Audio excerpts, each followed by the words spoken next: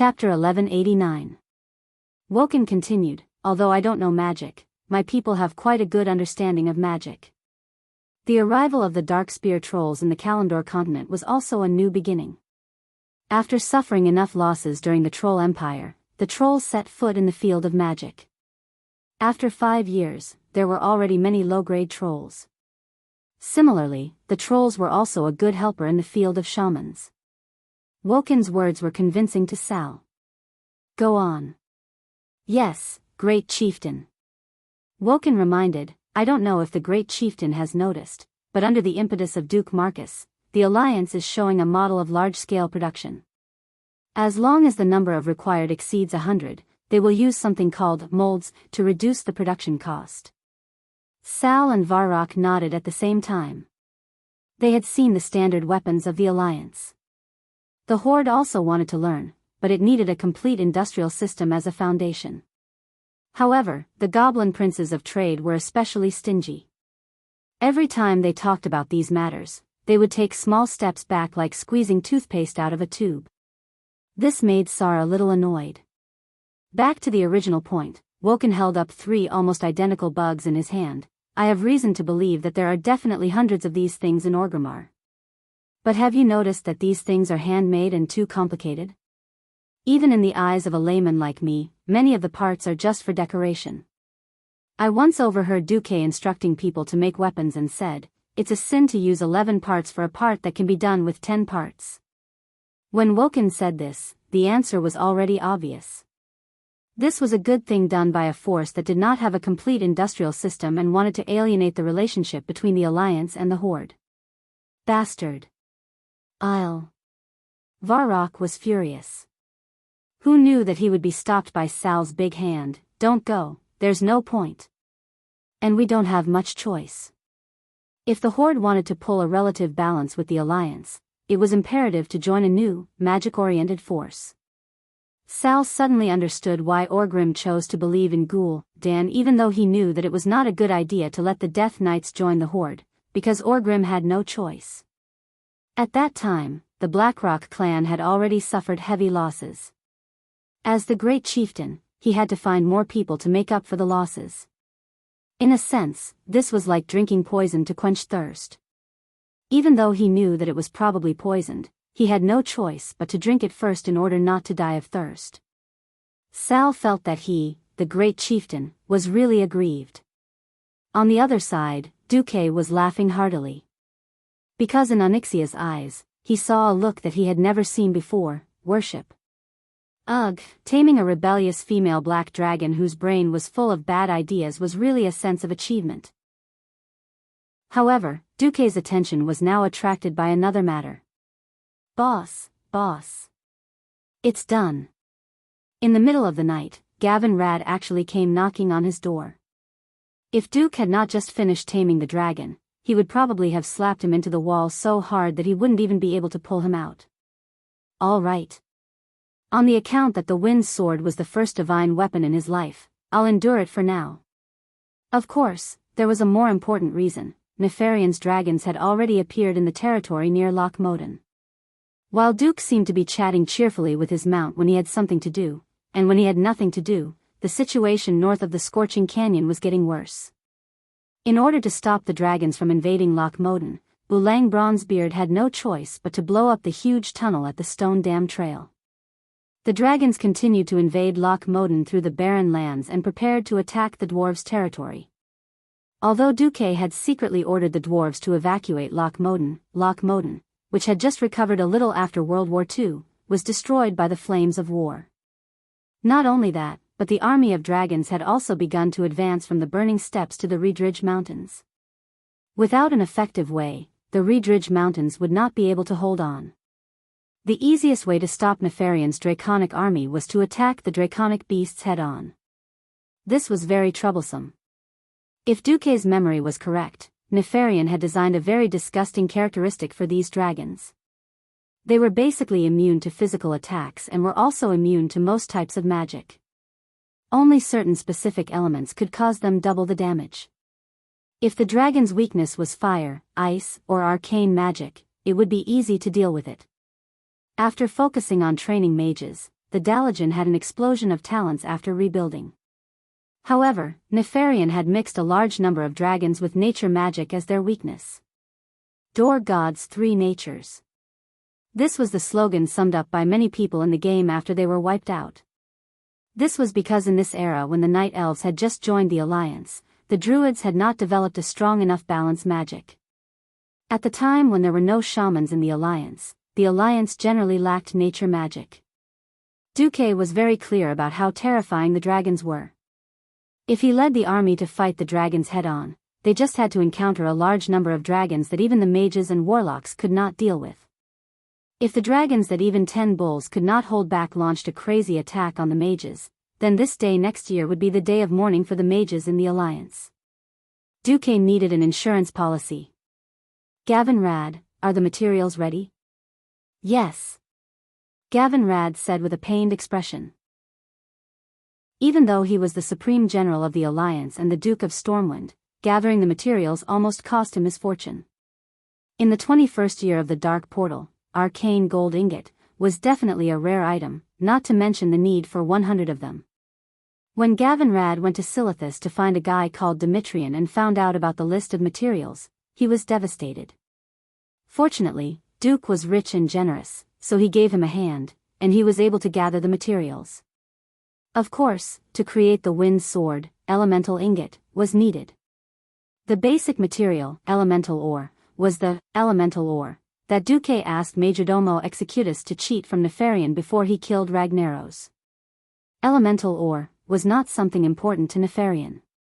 Although he was puzzled by Majordomo's request, in order to maintain this fragile alliance, Nefarian gave it to him.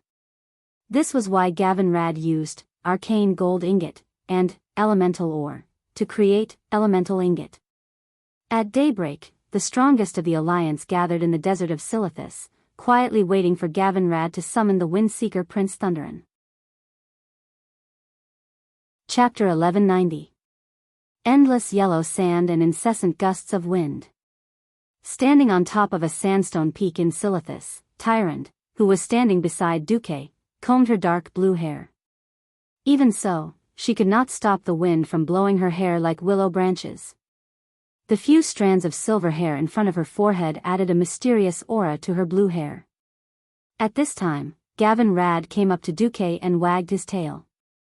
"Boss, if I free the poor Wind Prince, will he reward me with the divine weapon?"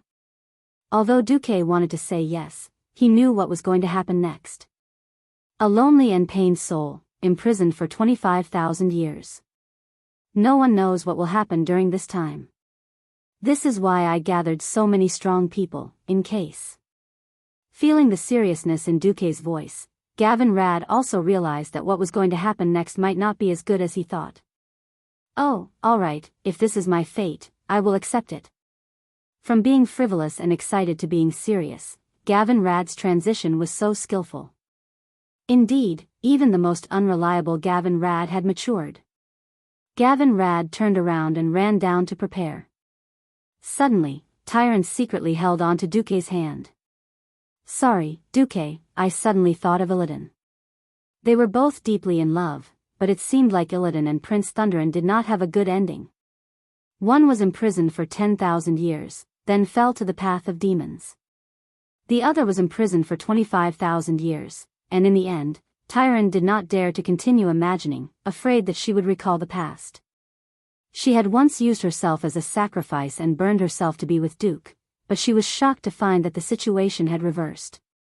The darkest evil could very well be the brightest light, and when she finally thought that she could enjoy this legendary happiness, she found that she had no choice but to face a separation of 10,000 years. If not for the busy family affairs, she might have gone crazy. She did not dare to imagine what would happen to Thunderin, who had once loved her deeply. "Duque. Hug me," Tyrande murmured. This had nothing to do with lust. It was purely a spiritual need. Duque conjured an illusion of him and Tyrande, before hugging the priestess who always appeared strong, holy, and otherworldly, using his lips to nourish her fragile heart that was like a candle flickering in the wind. After a long while. "Do you feel much better?" "Yes." Tyrande nodded. However, please do not leave us again. I hope you will remember that you are not fighting alone. When Duque brought Tyron down the stairs, he found himself surrounded by a large group of queens, Sylvanas, Kalia, Elucia, Jaina, and Windrunner's eldest and third sisters.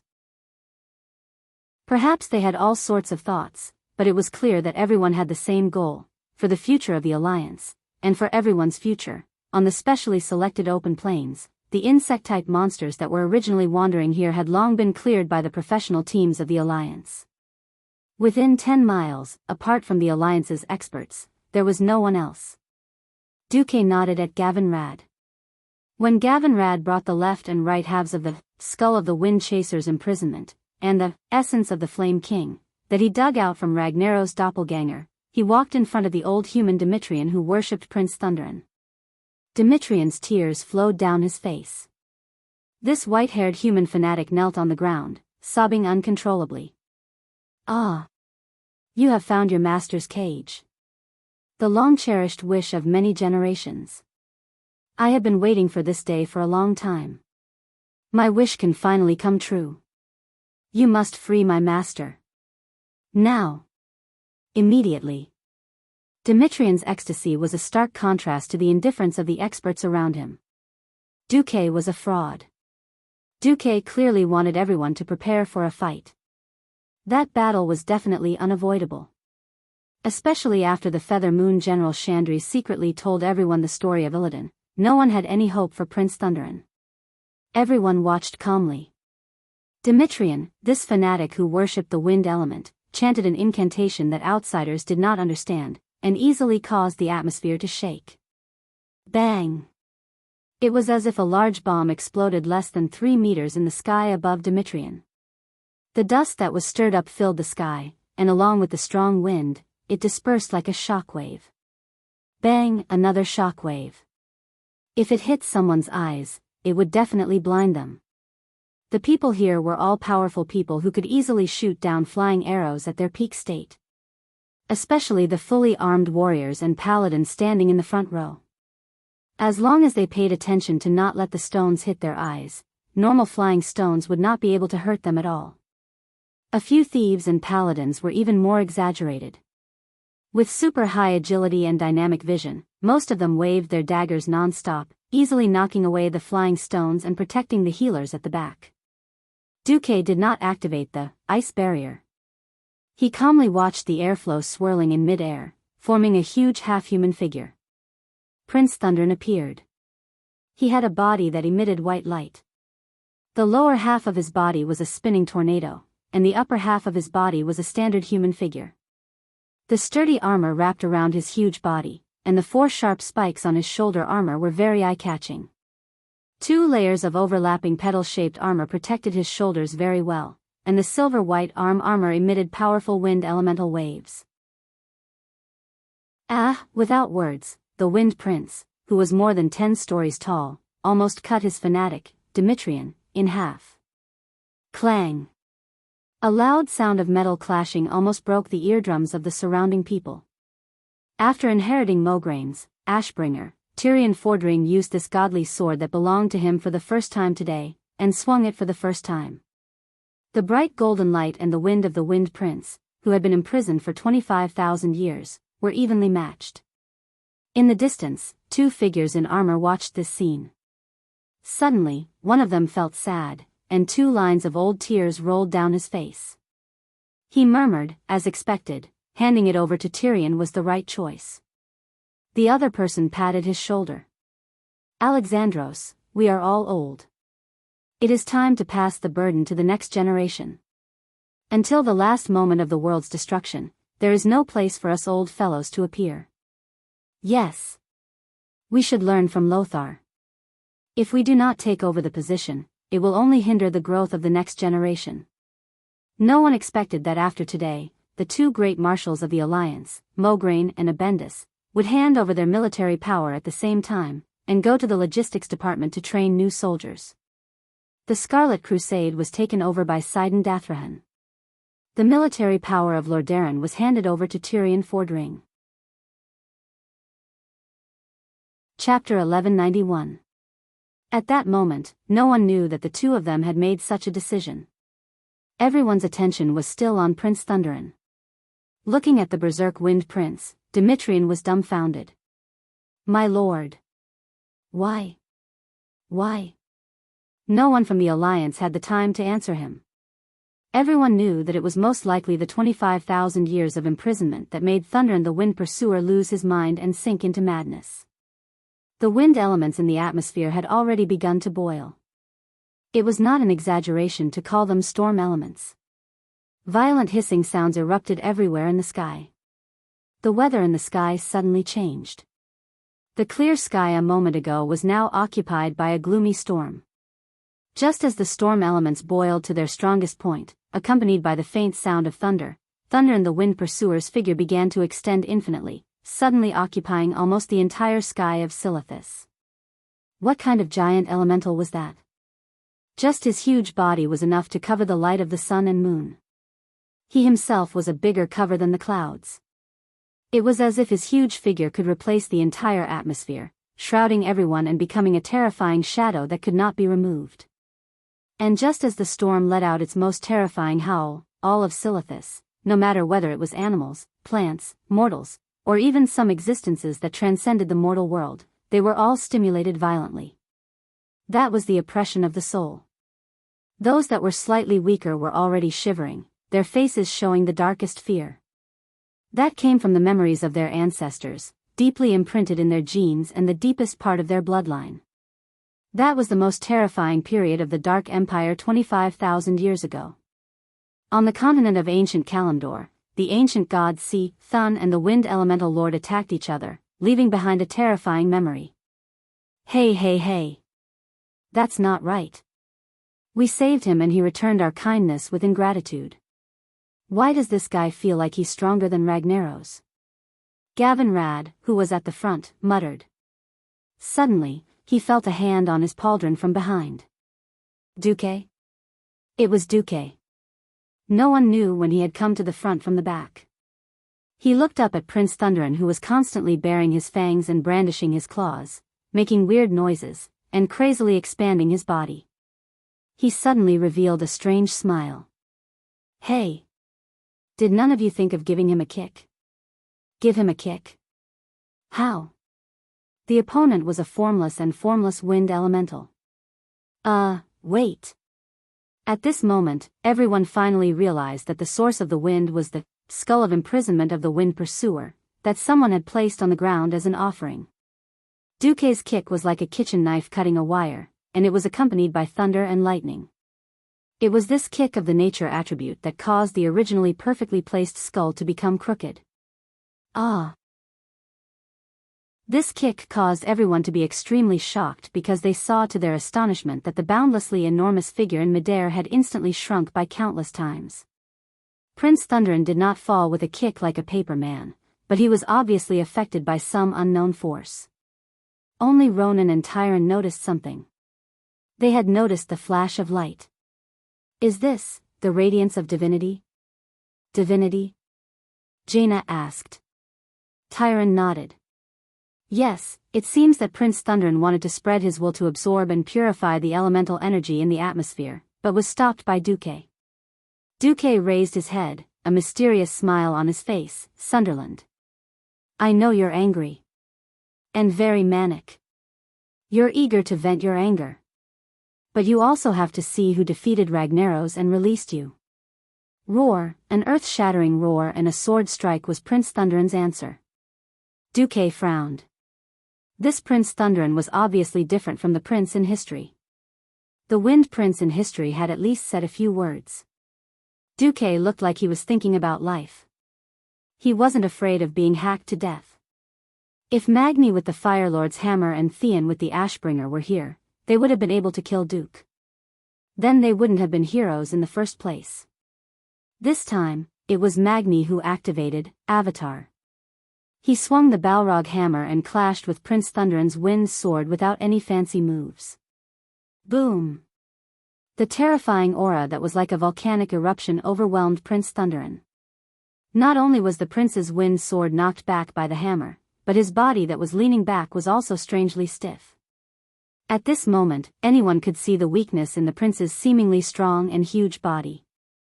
Everyone couldn't help but think of that legend. The wind chaser used to be so powerful, but he was ambushed. Although the Balrog king couldn't completely destroy him, he was split into two and imprisoned. One could only imagine how weak Prince Thunderin was after 25,000 years of torture. Since they couldn't communicate, the result was set. Kill him. Duque waved his cloak. He didn't even bother to attack. That's right. Prince Thunderin looked strong, but he was actually weak on the inside. 20,000 years of imprisonment had caused him to degenerate in all aspects, including his rationality. A weakened version of an elemental lord that only had its basic instincts and no special skills left, only knowing how to randomly hack and slash, could only be considered a large target. If they couldn't even deal with this, the Alliance's hero group could just commit suicide by jumping into the river. Duque sat at the back and quietly watched the pitiful Prince Thunderin walk into a dead end. Roar! Prince Thunderin was struck by lightning for showing off. Gavin Rad, who thought he could easily get a divine weapon, used his lightning power to strike the prince. The prince was furious. This was because Magni was holding the hand of Sovras the Balrog Ragnaros, which had taught him how to be a human, and was now teaching him how to be a human. The prince was furious again. Ashbringer's blazing holy light reminded him of a group of titans who used this light to teach him how to be a human. Spells and arrows rained down on him like a torrential rain. Weapons filled with fire elements left scars on his frail body again and again. Unsurprisingly, the pitiful Prince Thunderin collapsed not long after he saw the light of day again in just 5 minutes. A large lump of something that looked like dust was the remains of the Wind Prince. In the dust, a small wind sword was especially eye-catching. This is... Gavin Rad was extremely curious. This is Wind's Kiss Blade. Take it and let that fanatic work. Just like in history, Thunder's Fury, blessed sword of the Wind Chaser, was finally made. Gavin Rad was so happy that he went around showing it off, until he was shocked to see that Duque was holding an identical wind sword. Chapter 1192. The moment he saw Duque holding the wind sword, Gavin Rad was petrified. A gust of wind blew, and it felt like this guy's soul had already turned into dust and dissipated with the wind. After a long time, Gavin Rad finally opened his mouth and asked, "Boss, let me ask you something. Can artifacts be mass-produced?" Gavin Rad was not an ignorant bumpkin. Of course, he knew that the lightning bow that the Windrunner sisters used was actually a mass-produced product from the Burning Legion. It was just that the quality was too high, and they did not mind using the exact same weapon. In the eyes of most people, a divine artifact should be unique. Although Duque's mouth was wide open enough to fit an egg, he still wanted to tell Gavin Rad, "Idiot, you're still too inexperienced. Let's not talk about the future where everyone could play with illusions and run around with a fake wind sword." Just in the earliest days, Duque had seen with his own eyes the terrifying scene of 40 bandits with a pair of Azanatha's warblades charging at him together in the Great Battle of Oxen in the game. Whoosh whoosh. That was a terrifying scene of being sliced to death like tofu even with plate armor.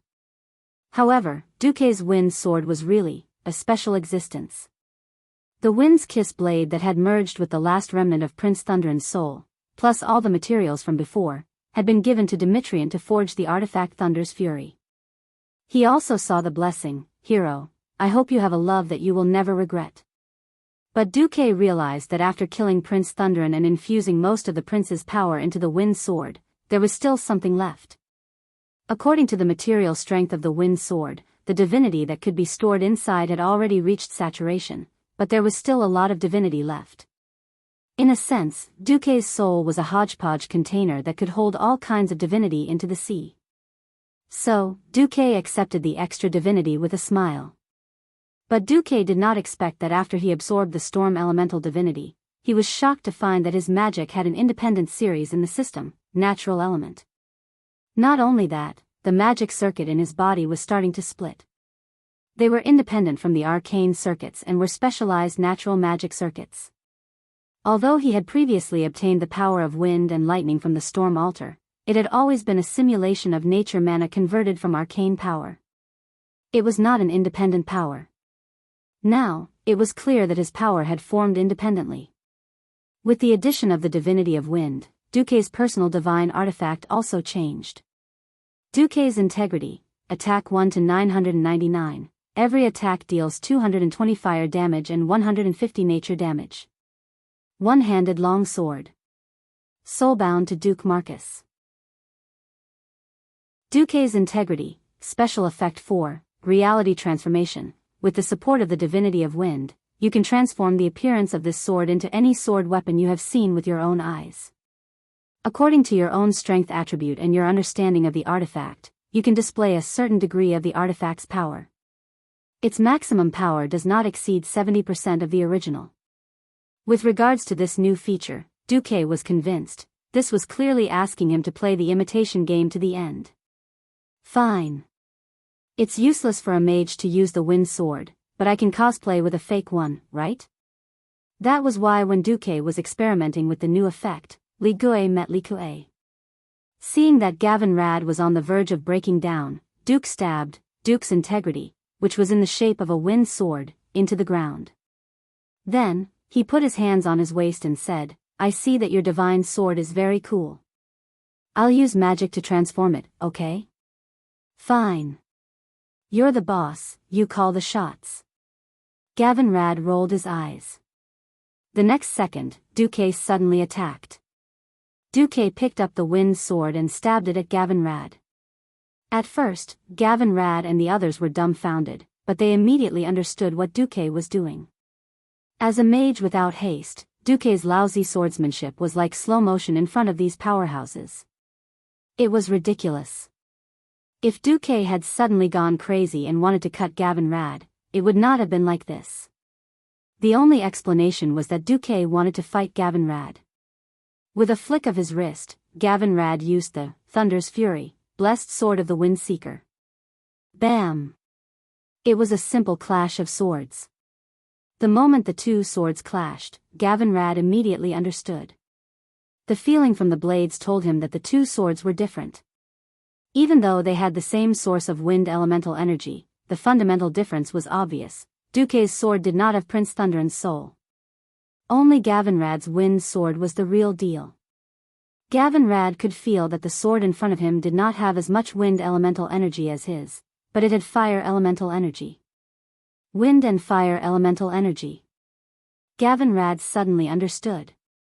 A normal powerhouse who was proficient in one element was already a powerful powerhouse. For example, Ronan had studied arcane magic to the extreme and became the chairman of the Dalajan Kirin Tor Parliament. Duque actually wanted to reach the peak of the four elements of earth, water, fire, and wind. And this was not an unattainable dream. It was a goal that could be achieved. Because Duque had already obtained the divinity of two of the strongest people in the territory. Boss, you have indeed chosen a different and noble path.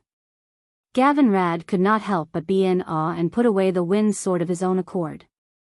As Duque put away the sword, he also removed the illusion of Duque's moral integrity.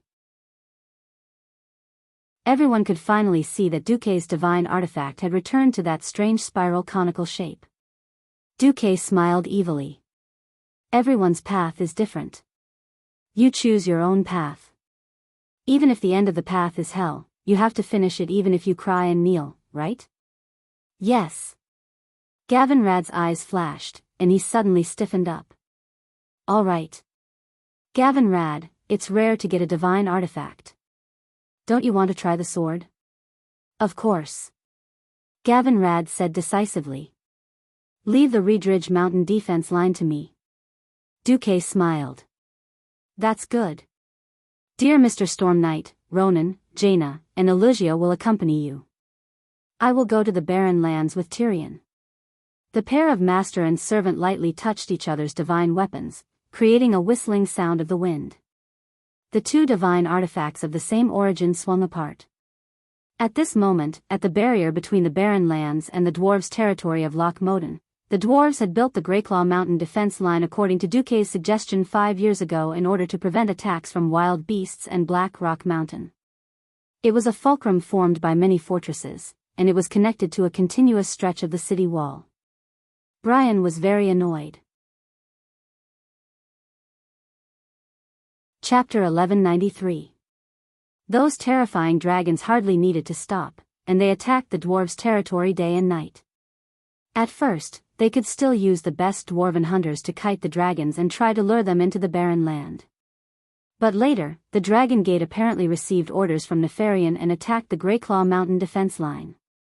Bulang had no choice but to let the steam bulldozer dig a deep trench in front of the defense line and try to delay as much time as possible.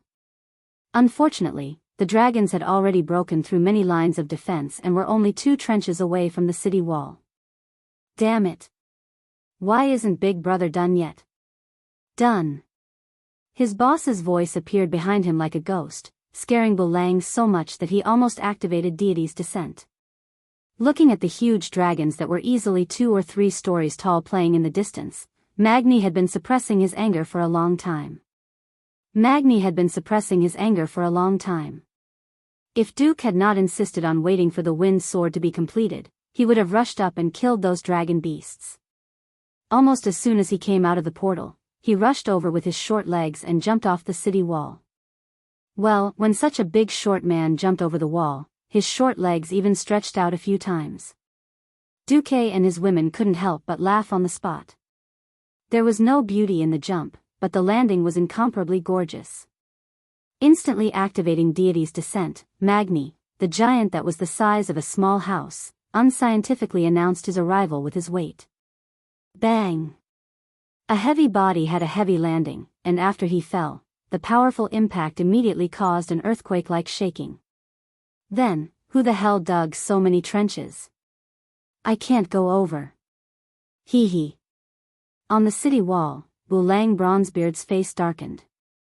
Digging so many trenches was naturally to prevent the dragons from rushing under the city wall and demolishing it.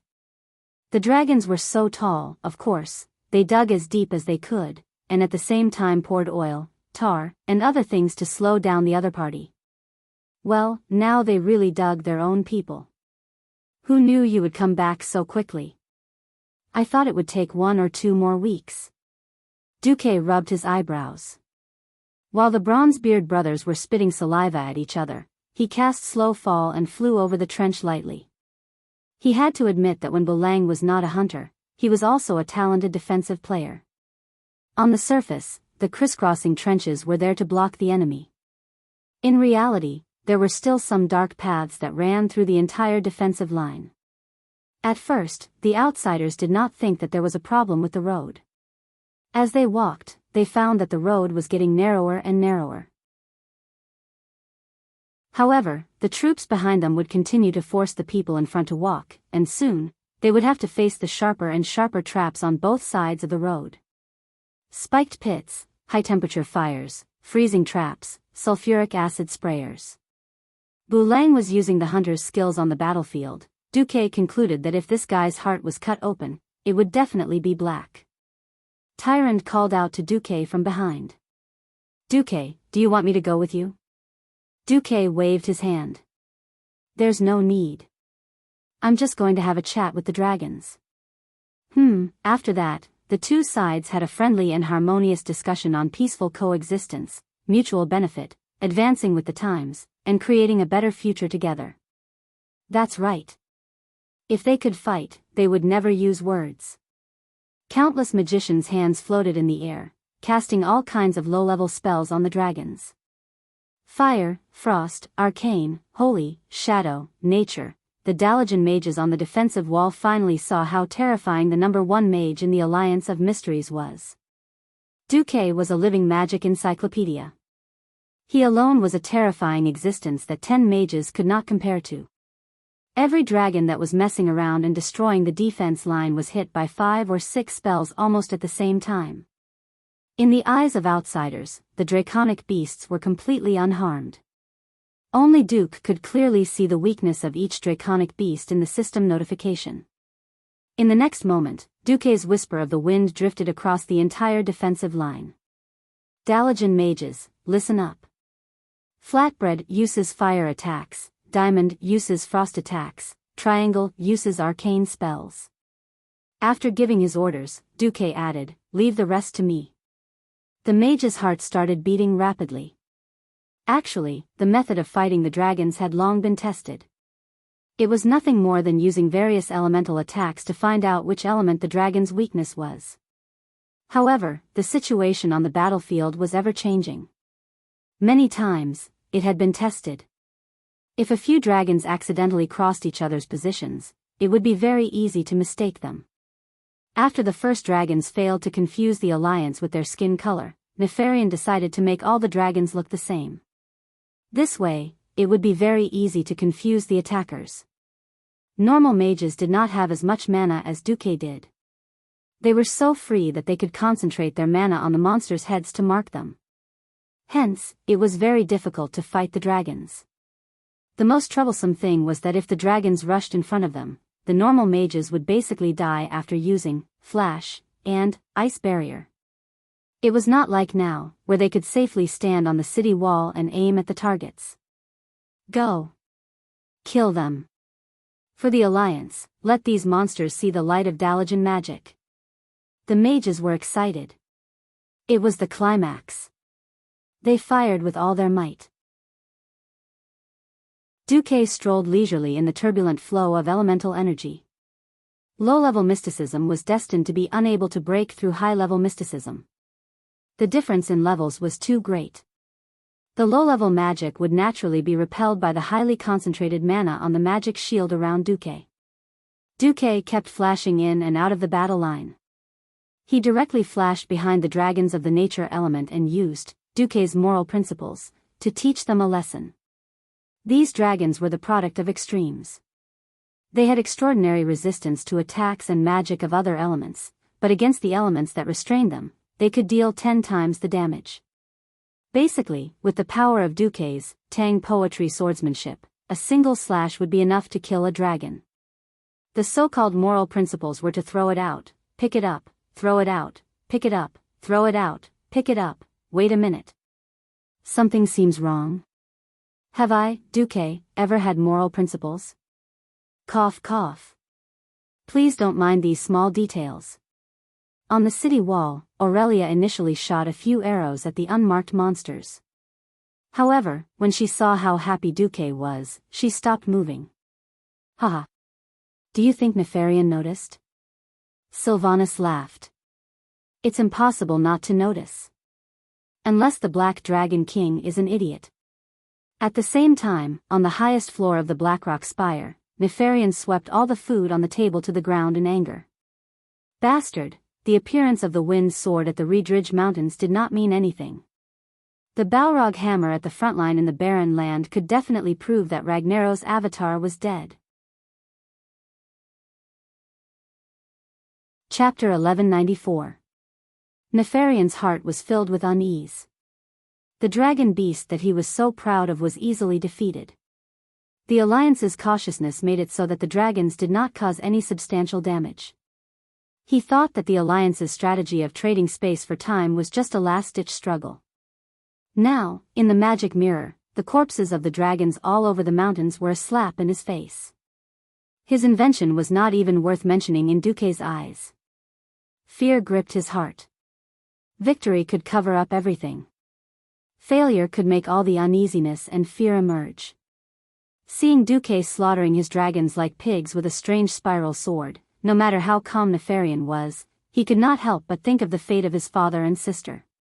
His father, who was better at fighting than him, was once insufferably arrogant and dominated the planet Azeroth for tens of thousands of years.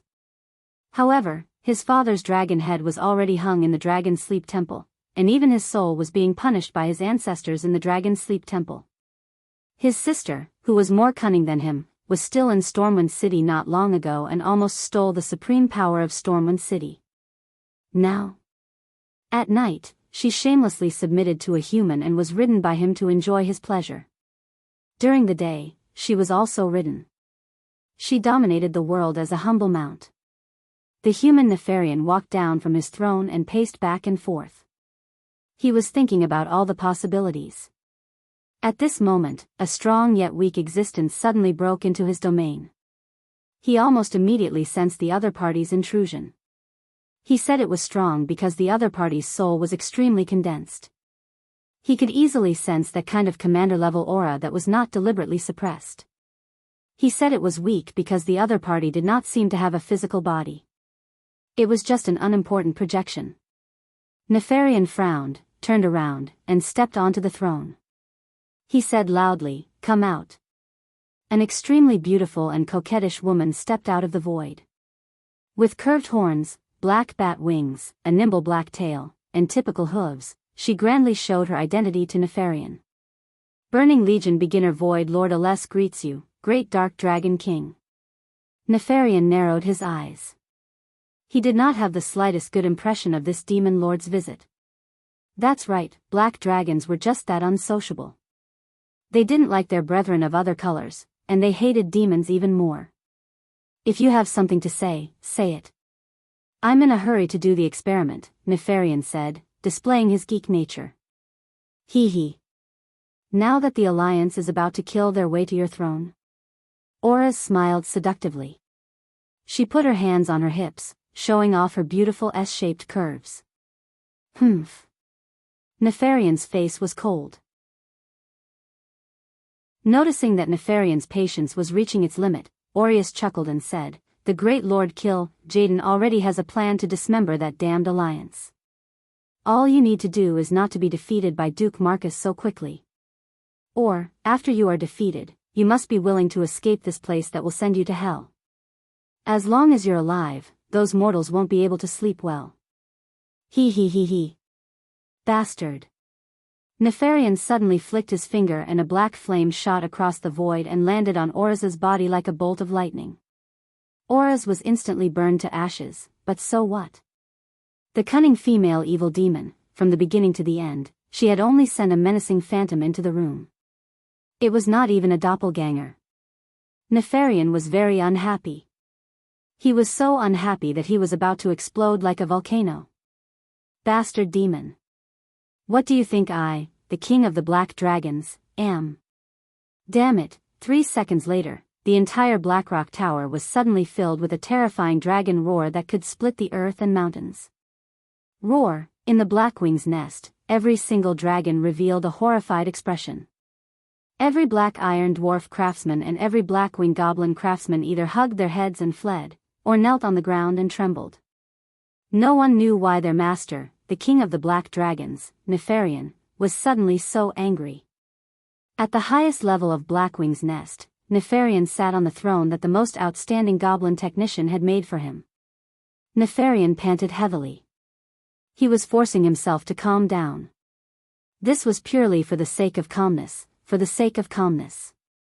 A voice responded to his call in his spiritual sea. This will was so powerful that even though Nefarian knew that the other party was just a divine thought, as a demigod, he still had a terrible illusion that he couldn't even resist the other party's divine thought. Hee hee, are you finally willing to call me? I agree to the conditions you mentioned last time. I will offer my sister, the purest princess of the black dragons, Onyxia, as a sacrifice, Nefarian said in a low voice. Hee hee hee. Your so-called sacrificial offering isn't in your hands. Offering something that doesn't belong to you as a sacrifice, are you kidding me? I have endless time to wait, but it doesn't mean that I am willing to wait for endless time. Within 100 days, I want to see my sacrifice. If I don't see it, you know the price. Nefarian trembled all over and finally gritted his teeth. You will see it. Very good. You will get what you want. The voice finished the last note and floated away. At this moment, on the battlefield in the barren land, the Alliance was cleaning up the battlefield. The ferocious group of dragon beasts had long been slaughtered to pieces. Although these terrible monsters still launched a desperate attack on the Alliance army, they could no longer cause any large-scale damage. After the dwarves' most elite royal secret room guards activated Deity's Descent, they carried the berserk dragons, and then a group of mages concentrated their attacks. Of course, there were more exaggerated ways to fight. Wahahaha. Die, as Duque's mount, a certain princess made a lightning raid, fell from the sky, with sharp and huge dragon claws, grabbed the necks of 2 dragons in one breath, and then with a flap of her wings, climbed rapidly, and finally dropped the dragons at a height of more than 500 meters, playing free fall. Dragons were not giant dragons, they had no ability to fly. So what if their resistance was high? Their own weight, coupled with the acceleration of gravity, was the most terrible killer. Bang! Bang! Bang! Every fall of a dragon was bound to hit a number of dragons as a cushion. If they were hit, it would be a bloody mess, and several corpses would be broken into pieces, indistinguishable from each other. It seemed that Onyxia was addicted to playing with airdropped dragon bombs. Hee hee. Master. Am I not awesome? In the face of the princess of the black dragon asking for credit, Duque always felt that her flight trajectory was funny, for a while, for a while, but he could not discourage her enthusiasm, so he could only say, not bad, not bad. At this moment, Duque suddenly felt an inexplicable fear. Chapter 1195. Duque had never experienced such a feeling since he transmigrated to Azeroth. This almost intuitive feeling was not the kind of nonsense that the left eyelid twitching means you're going to get rich, and the right eyelid twitching means you're in trouble. It was more extraordinary, a feeling that involved the rhythm of fate. This was not an exaggeration. Ever since Duque took part of Ragnaros and Prince Thunderon's divinity, the most obvious feeling was that he was more sensitive to the wind and fire elements. The 4 elements of earth, water, fire, and wind were the basic elements that formed the world of Azeroth. If he received feedback from Azeroth, Duque would not be surprised at all. System Elf, scan my body, mind, and soul, and analyze my strange reaction just now. Understood, host. The system, which did countless calculations in a second, did not come up with anything in the end. But Duque did not give up. He was not the kind of person who had allergies and would be nervous about everything. He was more willing to believe that this was the warning signal given to him by his brain. Sometimes, people would have warning signals in their hearts, but it was not because their rationality found something wrong. Instead, it was his brain that made judgments about his surroundings that were not rational. For example, if there was something wrong with his surroundings, the brain's warning system could not directly connect to the human mind.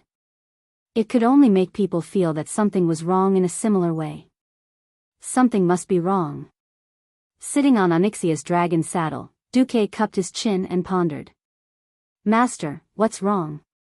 Let me calm down. I suddenly feel that something is wrong. Onyxia obediently shut up. Suddenly, a bolt of lightning from the spiritual world struck Duque's mind. He knew where his problem was, as a transmigrator, although he also understood that the future of this world would not develop 100% according to the history he knew, but after using foresight time and time again to gain advantages and benefits, Duque's subconscious had already determined that everything would develop in order. Obviously, this was not possible. The occurrence of some major events required time to ferment and specific conditions to trigger, but there were many events that could erupt unreasonably. Who the F***CK said that Nefarian had to hide in the highest floor of Blackrock Spire like an idiot and wait for Duque to lead the team to slay the dragon? Who the hell said that other forces couldn't take advantage of this opportunity to stir up trouble? There were plenty of people who were qualified to cause trouble. Looking at the bigger picture, the Burning Legion's Big Three, the 5 ancient gods, and the 4 elemental lords, which one of them did not have the power to shake the world with just a stomp of their feet? The smaller ones were the Lich King, Illidan, the evil god hacker that the forest trolls worshipped, and various giant dragons that were seeking death. Even the smallest forces were innumerable. He gathered all the elites of the Alliance and the Horde to play the hero group, which would greatly increase the efficiency of the exploration. On the other hand, wasn't it like walking on a tightrope? Thinking of this, Duque had a plan. He directly opened the magic message, I am Duke Marcus. There's going to be a major change in the next part of the plan. On the 10th of December, year 21 of the Dark Portal, the Alliance-led crusade against Blackwing's Nest had officially begun. The Alliance had invested almost all the strong players they could, but for the Horde, the Alliance surprisingly only wanted 2 strong players, Grom Hellscream and Bloodhoof Cain. Forget about Varrock, they didn't even want Wajin. Blackwing's nest was obviously a special area. The Black Dragon King Nefarian used his evil magic to seal all connections with the outside world. Not even a magic message could be sent out, let alone a teleportation portal. In this regard, the various kingdoms and even the Horde were a little used to it. During the crusade against the Fire Demon King in the Molten Core, it was the same. The Guardians that were left behind had their own duties. However, on the 1st of January 22 years after entering the Door of Darkness, the entire world underwent a drastic change. In the Thousand Needles at the southern end of the Horde's territory, huge stone pillars stood in the middle of this barren and huge valley. Windy Mound was guarded by the Taurens, and it was the most important stronghold of the Horde. From the bottom of the valley to Windy Mound, it was impossible to walk up the steep stone walls. The only way was to use the Taurens to stir ropes and pull people up using a manual lift. It was daytime, cloudless, and Windy Mound had the best view. Suddenly, a Tauren pointed to the south and said, "Look! What is that?" Buzz buzz buzz, the sound came from afar. Soon, it turned from a low buzzing sound to a terrifying buzzing sound that not even a bomber core could make. What the hell? That's not a cloud. Giant insects covered the entire sky. The Sentinel's scream also alarmed the commander of Windy Mound. What the hell? What is that? He roared for the other Tauren warriors to prepare for battle while he informed the messenger, "Find a way to tell the great chief that Windy Mound is finished." It was destroyed by a group of giant insects flying from the south. Within half a day, bad news came one after another.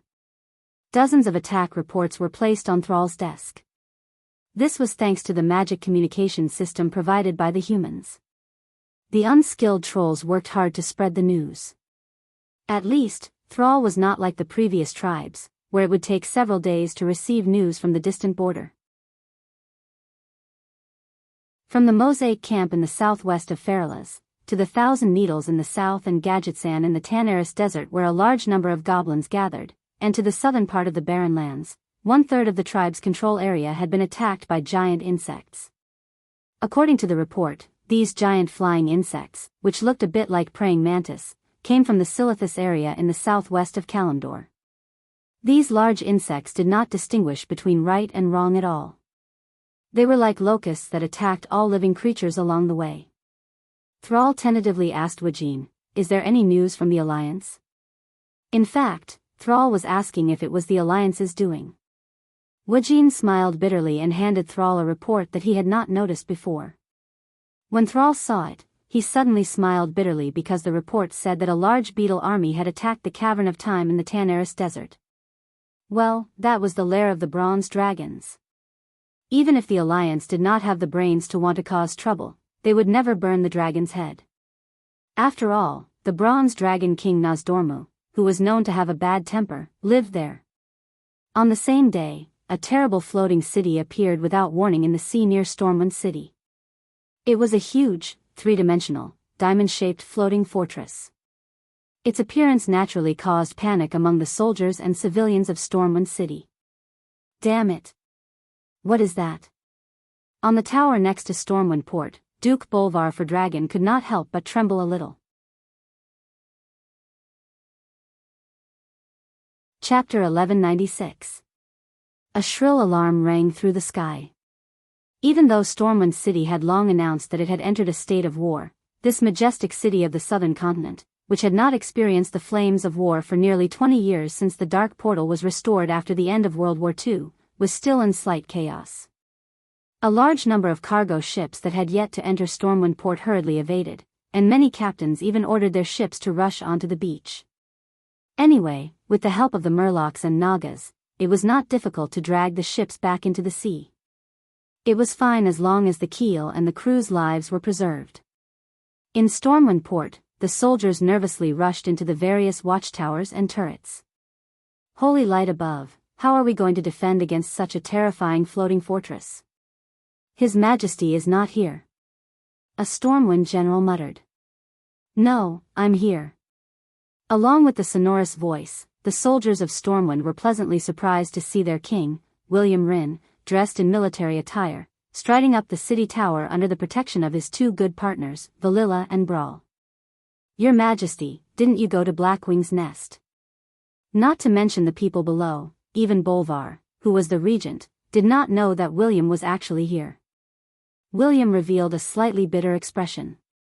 "Although I don't want to admit it, Brother Duque is really a prophet. The king was the backbone of a kingdom." The backbone was there. The backbone of the kingdom was there. Those who could become commanders were mostly veterans who had experienced many battles, and even 3 battles at the Dark Portal. Facing the fortress that was emitting an evil aura of death in the sky, the commanders did not have to wait for orders from their superiors. "Bring out the holy water." Against those monsters, blessed holy light weapons are 10,000 times better than ordinary swords. "No, you idiots. I didn't say that you have to throw away your sword. I just want you to bring an extra weapon." While the people below were in an uproar, William, who was on top of the city wall, bowed slightly to the people behind him. "I'm counting on you, Lady Solarian." Solarian, who walked out of the city tower, was still dressed in a seemingly ridiculous maid uniform. However, from the envious and hateful gazes of a few Stormwind Kingdom's court mages, one could tell how envious that set of clothes that looked like a maid's robe was. Heavens! They actually dyed the wavering robe black and white and changed it into a maid uniform. What a waste. Only the Marcus family could make a maid's dress out of something that even the great spellcasters were jealous of. William, who had followed Duke on one of his expeditions, was convinced by the Marcus family's heroic spirit. However, envy was just envy. These court mages were all Radiant Moon mages who had spent years and resources to become Radiant Moon mages. Not to mention comparing themselves to Elusia, even Gina Goldsword was far inferior in terms of talent. Although Azeroth had undergone a great change recently, and because the mana was denser than before, more high-level mages had emerged, but talent still determined the limits of a mage's growth. They were very fortunate to be indebted to a Breaking Dawn wizard, Duke Marcus, to personally modify the magic circuits in their bodies. Otherwise, being a Morning Star wizard would have been their limit for the rest of their lives. Even so, Duque had only helped them cross the threshold of the Radiant Moon realm, and that was the limit. With their innate talent, they could not control a higher level of power. Back then, no one understood why Duque had insisted on spending 2 years' worth of taxes in Stormwind to build 12 Radiant Moon wizard towers. Everyone was even more confused as to why Duke would spend so much effort to groom 12 Radiant Moon archmages who were not qualified enough. Now, everyone knew. On the cliffs on both sides of Stormwind Port, the 4 wizard towers first lit up with a dazzling light. Then, the other 8 wizard towers in Stormwind City also shone with the brilliance of fire magic. Fire runes shot out from the tips of the standard hexagonal pyramid-shaped towers. These runes emitted surging waves of fire elemental energy and gathered together in the air, forming a huge magic formation the size of 5 football fields. In the next moment, blazing sunlight broke through the clouds and landed on this exaggerated magic formation. Immediately, it was reflected and turned into a scarlet pillar of light that pierced through the sky. In an instant, it conquered more than 10,000 meters of the void and fiercely bombarded the huge floating fortress. A terrifying dark aura surged out from the fortress, forming a hemispherical shield of light in front of the golden pillar of light. Bang! Black and yellow, the 2 colors that symbolize darkness and fire, collided intensely in the air. This short confrontation firmly attracted the gazes of the hundreds of thousands of soldiers and civilians in Stormwind City. No one dared to look away. Even if their throats were dry, even if their eyes hurt, everyone did their best to open their eyes wide, wanting to witness what would happen next. Would the powerful magic bombardment end in failure, causing Stormwind City, the majestic city of the southern continent that had been in operation for almost 20 years, to be trampled again? Or would the opponent's seemingly invincible floating fortress suffer a head-on blow, and the soldiers and civilians of Stormwind City once again defend the safety fortress that they had built with their blood and sweat for 20 years? The answer would be revealed in the next 3 seconds. 1 second. 2 seconds. Abruptly, the thick black light shield finally caved in like a boulder that had been smashed by a tremendous force. It let out an earth-shattering crack. In the next moment, it was as if time had frozen. Everyone could clearly see that the black protective shield had been completely pierced. It was purely because the floating fortress seemed to have refracted the pillar of light at the last moment, thus avoiding the nightmare of being pierced through in one shot. Even so, everyone could clearly see that the entire northeast corner of the four-cornered, cone-shaped fortress had been blown up. Everyone could hear the earth-shattering explosion. Countless rocks were knocked away from the floating fortress and fell into the sea like a heavy downpour. Damn it! Damn it! How could this be? His Majesty had painstakingly found Naxxramas. In the command post at the core of the fortress, the great Lich Kel Thuzad was hopping mad. Many years ago, the Crypt Lord Anubalak led a group of undead warriors into the Narab psionic tower that was now named Naxxramas. The forces of the Scourge wreaked havoc in the fortress. The will of the Lich King transformed the passage of the fortress into a powerful war machine. Dark magic pulled the fortress up from the ground and floated in the air. Everyone thought that once Naxxramas appeared, the Alliance countries could only raise their hands and surrender. Who knew that Duque would turn Stormwind City into a hedgehog city armed to the teeth, so that Naxxramas couldn't even attack?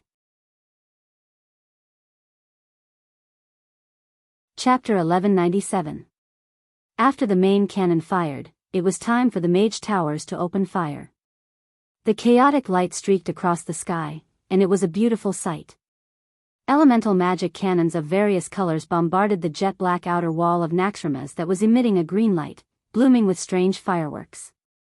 Obviously, even without the outermost magic shield, the walls of the fortress itself had been treated with powerful protection spells, and it had a good magic defense. In each mage tower, the magic apprentices were the lowest-level magic craftsmen, and also the cannoneers of the magic cannons. They hurriedly followed the operating procedures and channeled magic power into the huge magic cannons that were similar to magic staffs, and then blindly poured the firepower into the huge fortress in the sky.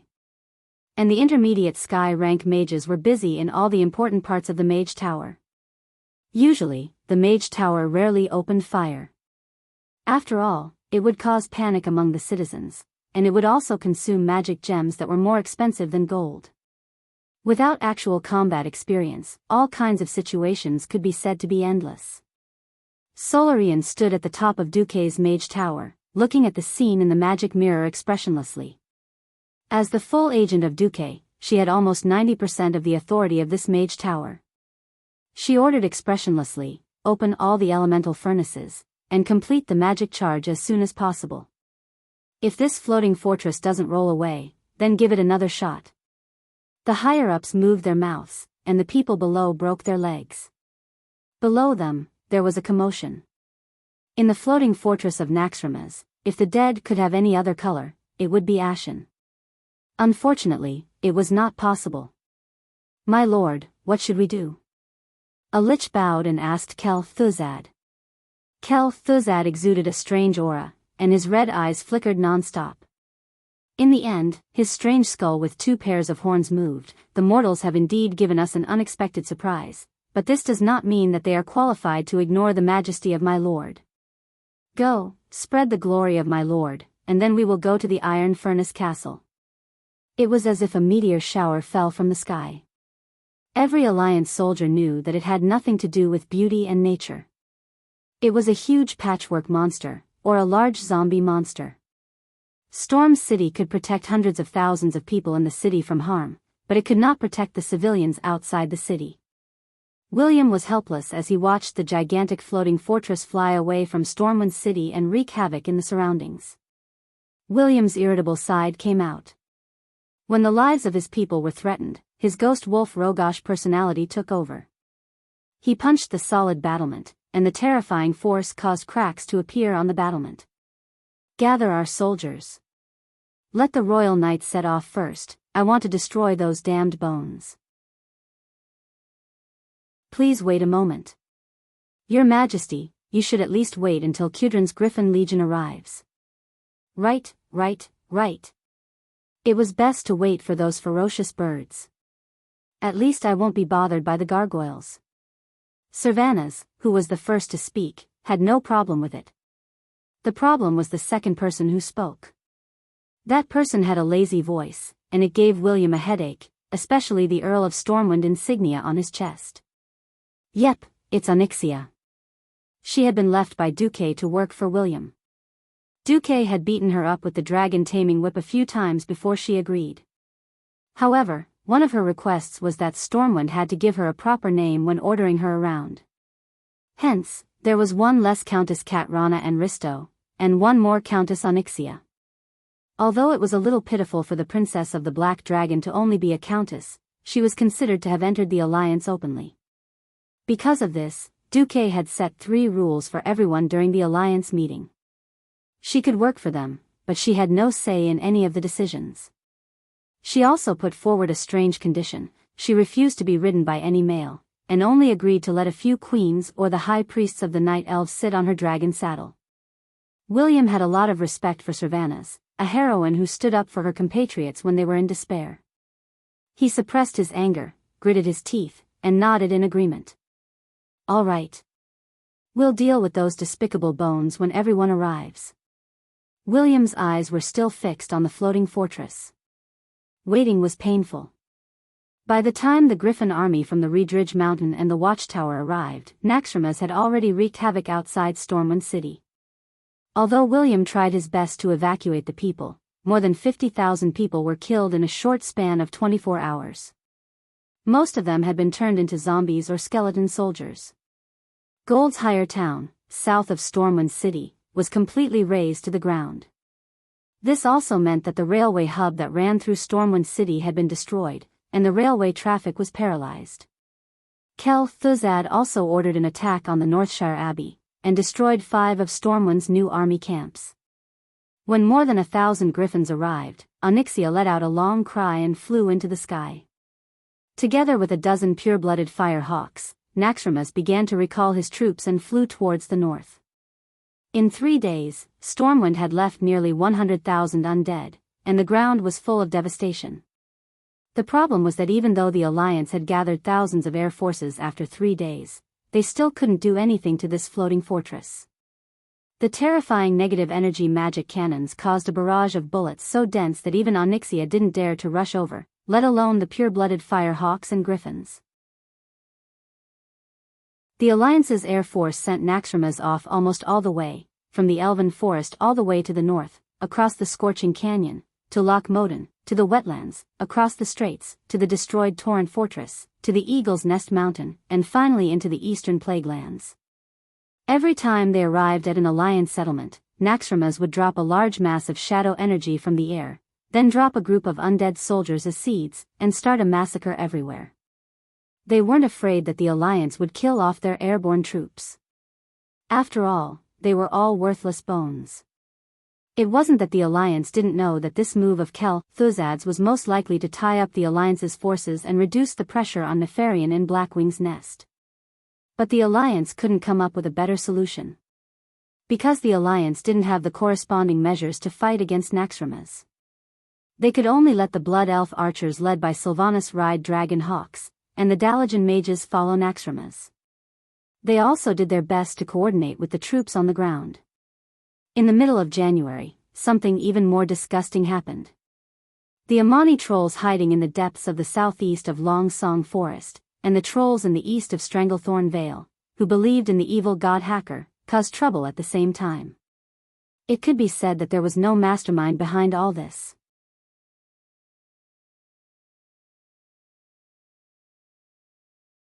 Chapter 1198.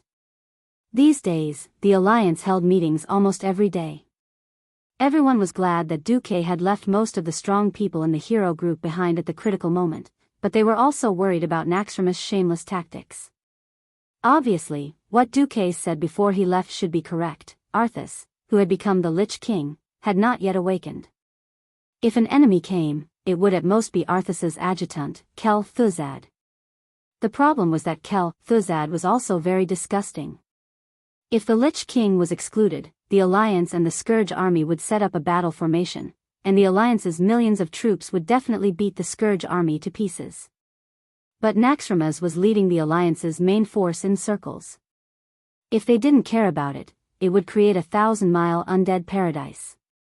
Who cared? Naxxramas flew at a speed of 30 to 40 kilometers per hour. It flew in a straight line in the sky and broke its legs on the ground. Even the strongest cavalry, 1 man and 3 horses, couldn't follow Naxxramas and run 500 to 600 kilometers a day. Fortunately, the Alliance had enough griffins now. 20 years ago, they had fully trained them, which was why they had the huge scale of more than 3,000 adult griffins. If it was the second battle at the Dark Portal, including the old and the young, the griffins that could fight were only 1,000. The Griffin Legion was thoroughly exhausted. Apart from Onyxia and the dozen or so pure-blooded firehawks, no air force could withstand it. All kinds of plans, regardless of whether they were feasible or not, were put on the table. In the end, there were 2 more reliable ones. One was to build a large number of dwarven airships, load them with a large number of explosives, and crash into Naxxramas when they self-destructed. The other was to build a super-floating mothership that could rival Naxxramas. Of course, no matter which plan it was, it couldn't be done on the spot. Even if the gnome master craftsman Gerben had an IQ of 300, it couldn't be like some shameless transmigrator who could directly turn a blueprint into a blueprint. This was because in industrial machinery, the role of almost every gear and every transmission bearing needed to be constantly tested and debugged in practice to produce a relatively perfect set of machinery. The ready-made airships were all rubbish with a big balloon hanging on it. A single gargoyle could make the whole ship full of people fly in the air. There was still a long way to go to make an airship that could fly in the sky with just a propeller. In the end, the Alliance had no choice but to divide their forces. In the north, in the Sin Dorii Kingdom, the famous troll killer Aurelia was leading Lore, Thema and the other blood elves, as well as some radiant moon mages, to suppress the uprising of the Amani trolls. The various kingdoms evacuated their citizens as much as possible, gathering them in the main cities with stronger defenses. On the southern front, Varian and the other 2 would lead the Stormwind army to deal with the trolls who worshipped the evil god Hacker in Zal-Gurub. The rest of the powerhouses chased after Naxxramas, while the elite troops played regional defense. Whichever kingdom they went to, the troops of that kingdom would surround and intercept Naxxramas's undead troops. As for the tribes in the Kalimdor continent that were beaten like dogs, none of the eastern kingdoms had the time to care about them. In Kalimdor, Sar was also badly battered. South of the crossroads in the Barren Lands, all the newly built villages of the tribes had been destroyed by the flying insects. The death toll was close to 20,000. More than 40,000 orcs and 20,000 Taurens had lost their homes. This was because the tribe's territory was relatively barren and sparsely populated. Sar didn't dare to imagine what would happen if the insects of Silithus attacked Durotor. The only fortunate thing was that the Night Elves and Queen Proudmoore of Theramore responded to the tribe's request for help and promised to send reinforcements as soon as possible. The army needed time to assemble, and the southernmost territory of the Night Elves, Grey Valley, was more than 2,000 kilometers away from Silithus. It was impossible to send the main force. The only ones who could come were the sentinels of the Feathermoon stronghold stationed on Sardo Island in the southwest of the Kalimdor continent. But no one expected that on the 5th of February, the undead floating fortress Naxxramas, which had disappeared from the eastern kingdoms, would attack the trolls' territory, Darkspear Island, in the middle of the night. On the 7th of February, they attacked the Horde's main city, Agrima.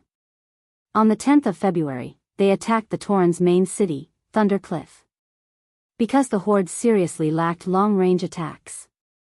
The destruction and casualties caused by Naxxramas to the Horde were at least 3 times that of the Alliance. More than 50,000 soldiers and civilians of the Horde died in battle. The vitality that they had recovered after crossing the Kalimdor continent could be said to have been swept away once again.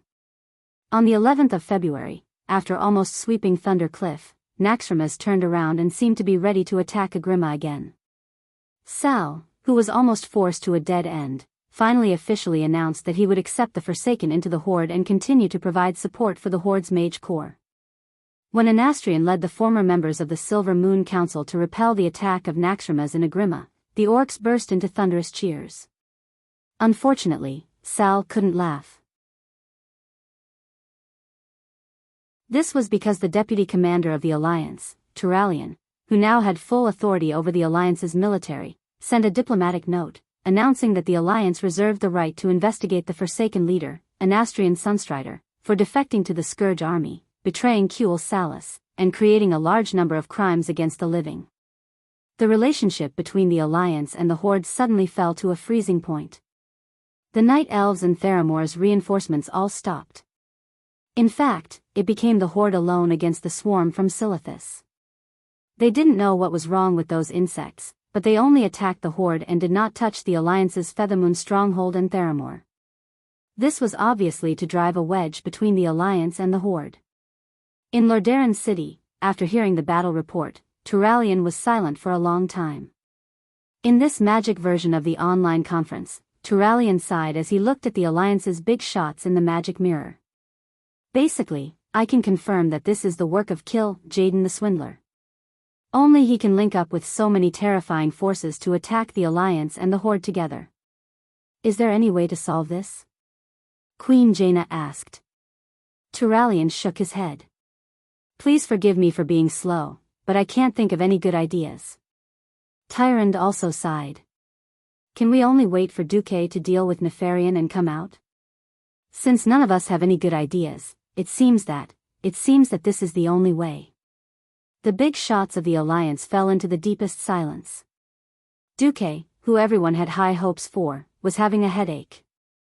Of course, he knew that the outside world was probably in chaos, but he didn't think that Nefarian, the scientific geek, would be so shameless. Duque looked up and shouted, "Which bastard suggested that Nefarian turn Blackwing's nest into a labyrinth?" Chapter 1199. In this expedition to Blackwing's nest, Duque had been very low-key. There were only 10 people in the team, and they were not short of saying to Nefarian, "Come on. Let's fight one-on-one." Of course, although they were few in number, their quality was definitely not low. Warriors, Magni, Kane and Grom.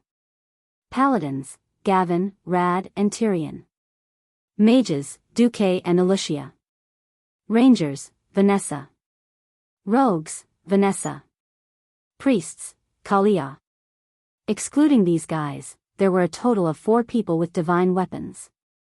Just by looking at the number, it was definitely a third of the team that had attacked the Molten Core. Who would have thought that this arrogant black dragon who always had his tail in the sky, would be so cowardly? Perhaps it was because Duke had killed his father, beat up his sister, slept with his sister, and even became his mount. Nefarian wasn't just a normal coward, but a super coward. If the Molten Core was only a few times bigger than what Duque remembered, the map was still the same. Then Blackwing's nest would definitely change beyond recognition. Originally, entering Blackwing's nest should have been through a short passageway, directly arriving in front of the wild Razorgore, a group of people playing a game of death with a bunch of messy dragons. Well, as soon as Duque entered the door, he shouted, "Holy shit!" Because they seemed to have fallen into the Greek myth, the Minotaur's labyrinth in Crete. It was a labyrinth with 9 floors and an area of more than 1,000,000 square meters. The walls of the labyrinth were very rare, and had spatial attributes. Even with Duque's divine weapons, they could not directly destroy it. Actually, it was not that they could not destroy it, but the price of doing so was that Duque and the others could very likely fall into the void. In the end, they could only obediently use their 2 legs to walk. Fortunately, the labyrinth itself could not move, and there really was an exit. After Duque used the system to record all the routes they had taken to ensure that they would not go back, walking out of the labyrinth became a matter of time. Even so, Duque and the others spent a month to walk out of this labyrinth. Then, he ran into Nefarian's first scheme. Razorgore was a huge dragonborn. He had the typical lizard lower body of a dragonborn and the upper body of a human. However, he carried a ridiculous red war flag on his back. He looked like a target and was just short of shouting, "Fire at me," at everyone. His appearance attracted the gazes of Magni and the rest. After holding back for an entire month, those stubborn warriors were practically the first to rush up and prepare to fight the big boss. Everyone knew that the first boss of Blackwing's nest, Wild Razorgore, definitely couldn't be killed right from the start. The result of directly killing Razorgore was that these dragon eggs would explode into a mushroom cloud like a nuclear bomb. Duque could activate Ice Barrier to block it, but the others could only practice the lying dead sword technique. The only way to solve this problem was to control a special controller on a high platform. Through it, they could temporarily control Razorgore to dismantle all the dragon eggs. Seeing that the three warriors had almost reached the charging distance, Duque's face darkened. He could only suddenly shout like a charlatan. "Wait! We can't kill that guy now. Do you see the flag on his back? It says in Draconic, after this battle, we'll go back home to get married. That's clearly a cursed flag of certain death. Don't kill him first. Anyone who kills him will have to die with him." Ignoring the fact that the three warriors who were born with low intelligence really had, "I believe him," written all over their faces. So what? The other six felt that Duque was just spouting nonsense. The only thing stopping them was Duque's prestige. "I can feel the pulse of fate. I'll control this guy to dismantle the dragon eggs. You guys deal with those guys that jump out." Duque couldn't care less about the boss chasing after him. He immediately flashed over to activate the controller. His mind was in a trance. The next moment, Duque discovered that he had become Razorgore. Then, Duque felt a headache coming on. If this was a game, he could dismantle the eggs by pressing a button. But what should he do here? Just as Duque was thinking about how to find the skill to smash eggs after he transmigrated into a dragon, a large number of orcs started jumping out from the dark corners of the hall. "Wait, I need someone to drag them along." Just as Duque was about to say his strategy, he realized to his shock that he had underestimated this hero group. "You traitors of the tribe." Kane was playing whack-a-mole. He smashed every orc he saw, turning them into minced meat. As he played whack-a-mole with the Fire Lord hammer, he complained, "Aren't you going to capture them and make them repent in front of your ancestors' graves? Forgiving these traitors is our ancestors' business. I'm only in charge of letting them see our ancestors." Lord Howl was furious. Every time he used Blood Roar, he would send at least 3 orcs to reincarnate. The others were equally ferocious. Gavin Rad's wind sword was, of course, powerful. With a flash of lightning, he killed a large number of orcs.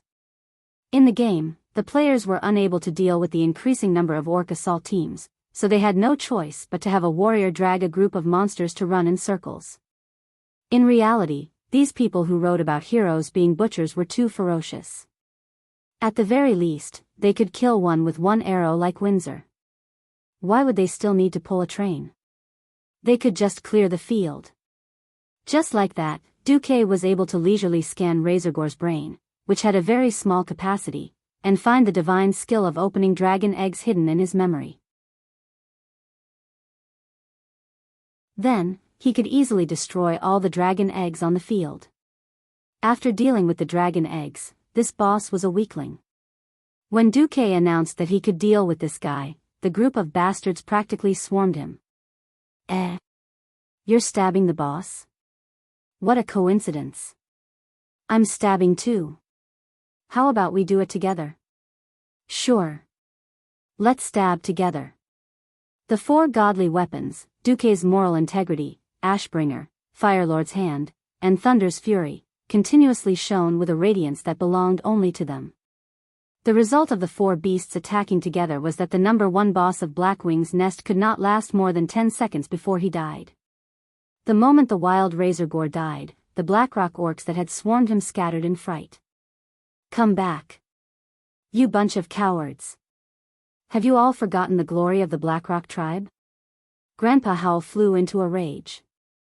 Seeing Razorgore fall, Duque let out a sigh of relief. "It's fine now. We'll just kill our way through. There shouldn't be any leaders who can stop us. They're just going to die one by one."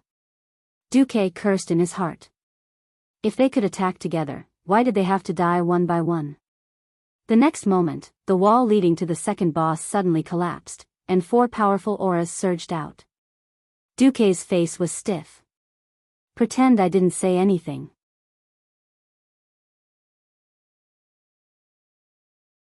Chapter 1200.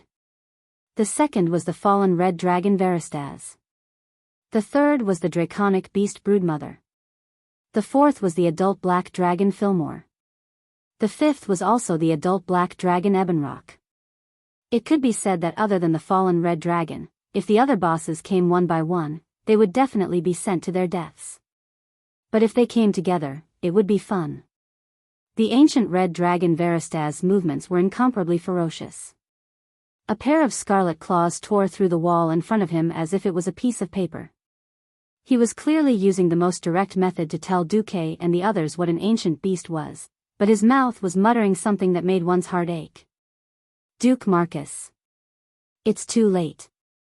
Nefarian's power of corruption has already taken effect. I can't control myself.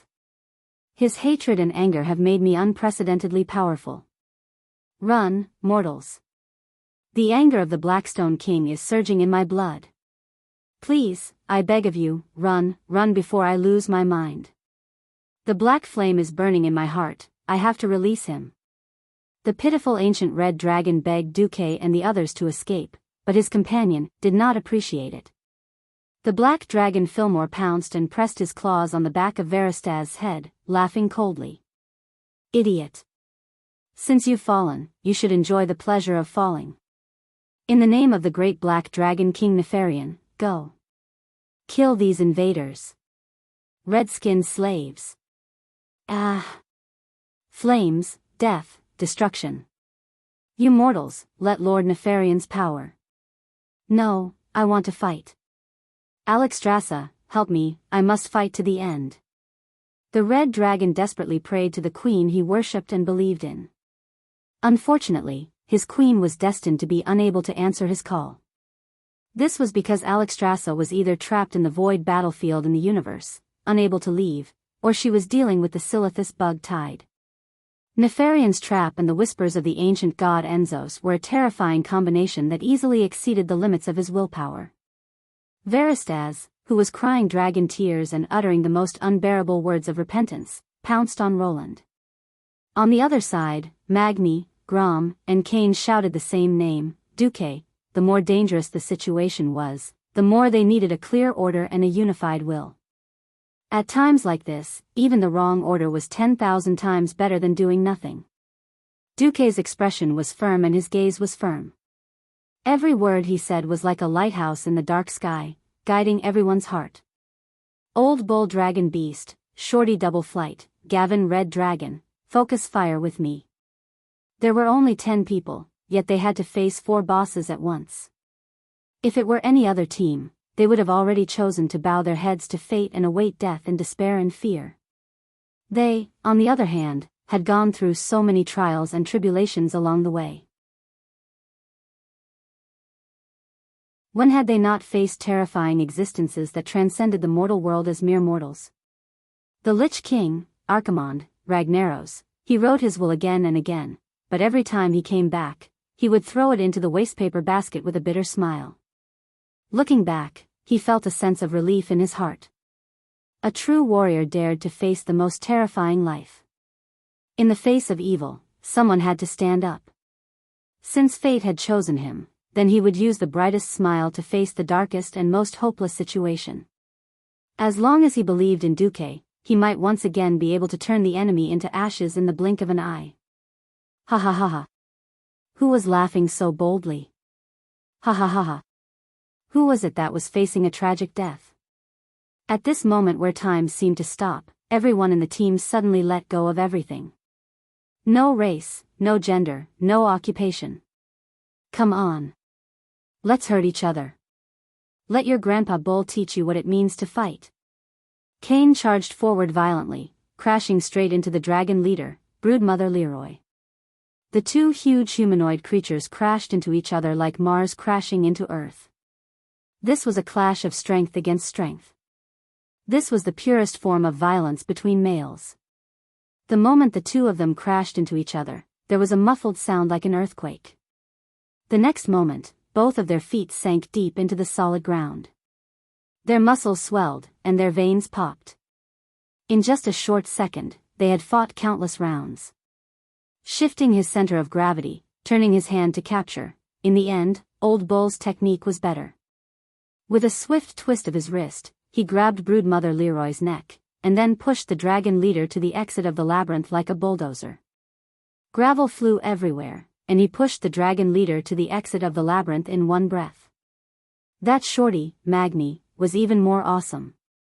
Not only did he use Deity's Descent, he seized the opportunity when the two adult black dragons were trying to pass through the hole that Veristaz had created and immediately charged over with charge. It had to be said that the Dwarf King's ability to grasp the right timing was impeccable.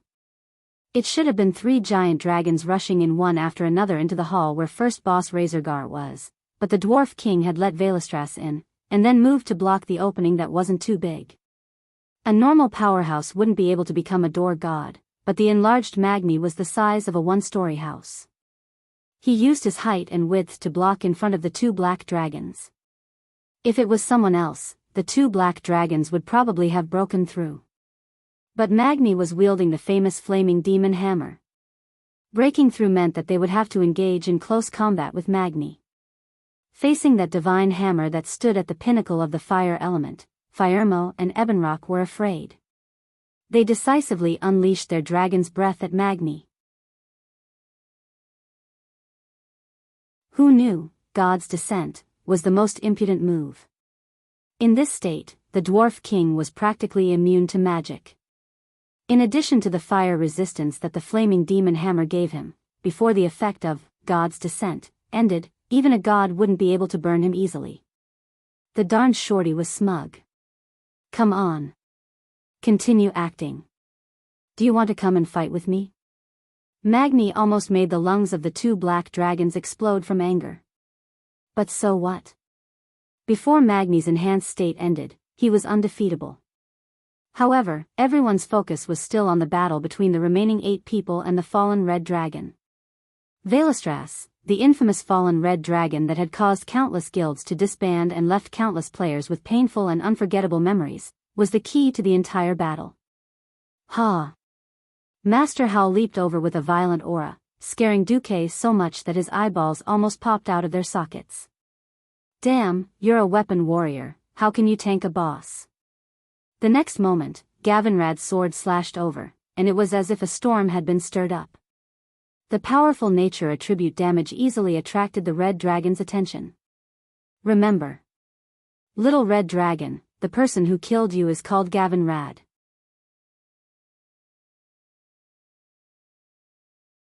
Chapter 1201. Duque bared his teeth. In the past, Gavinrad was a good young man who knew his place. When he was Duque's bodyguard, he stood guard at the door and didn't ask questions that he shouldn't ask. If anyone dared to come, he would block them. But now that he had a divine artifact sword, the sea.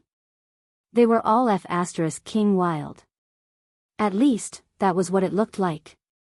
If Magni and Cain walked the path of absolute violence, Gavinrad was more of the technical type. Most of the divine artifacts that appeared in the world were huge weapons. Just the weight alone made Duque want to die. Although, Thunder Fury, Blessed Sword of the Wind Seeker, wasn't as exaggerated as Ashbringer, it was definitely a 2-handed sword that normal people couldn't hold with one hand. But Gavinrad could swing the wind sword like a windmill. Left and right. Because he swung it so fast, it looked like he was swinging a huge whip instead of a lightning sword that looked like a fork. Zap zap zap zap. The terrifying sound of wind breaking rang in everyone's ears. Zap zap zap zap. It sounded like thousands of lightning snakes dancing in the air. The sound of wind and thunder filled everyone's ears. No one noticed that a faint red aura permeated the surroundings. That was Veristaz, Red Dragon Essence. An ancient red dragon that sought self-destruction after his fall was using this method to nourish his enemies. His mind was in a mess, but his heart still yearned for the light. He still tried to help these invaders as much as he could. He attacked every mortal in a frenzy, but he also hoped that this small team of mortals could really create a miracle and end his fall, even if it meant the end of his life. Whoosh! Another circle of scorching flames spread on the red dragon's huge body. If someone had a weak resistance to fire, they would probably have been burnt to a crisp in that instant. Duque raised his hand, and a wall of fire suddenly blocked the red dragon's flaming nova. He absorbed the red dragon's flames at a higher temperature. However, Veristaz was not scary because of the itchy flames, but because of combustion stimulation. Ah! Kalia suddenly discovered that her entire body was bathed in flames. This flame did not burn her body. Instead, it stimulated her, and a strong sense of excitement rose in her chest. She suddenly discovered that not only did she have an almost inexhaustible amount of magic power under the nourishment of the red dragon essence, but all her healing spells that required casting time were now instantaneous, as if she had learned all the meta-magic abilities in this area in an instant. Duque. I. Focus on healing for 15 seconds, then leave it to me. Kalia realized that Duque's face was actually dark. Of course, Duque was worried. Because in the original history, all the people who were hit by burn stimulation could first deal crazy damage for 15 seconds, and then no more than 20 seconds at most, the excess red dragon magic in the body would exceed the limit that the human body could bear, directly causing the person to explode and die. Not only would the person under the spell die, but they could also blow up their teammates when they self-destructed. If he had not snatched the divinity of Ragnaros, Duque would not have fought with the fallen Veristaz like this. Perhaps he would have taken a gamble and let Onyxia and the red dragon fight each other. But firstly, Duque always felt that Nefarian would do something bad to Onyxia. Secondly, after snatching the divinity of fire, Duque had a deeper understanding of his own magic control. If Duque's control of flames before was limited to every single flame, then now that Duque had the divinity of fire, his control could even be refined down to every single molecule, and adjust the direction of each high-energy pulse.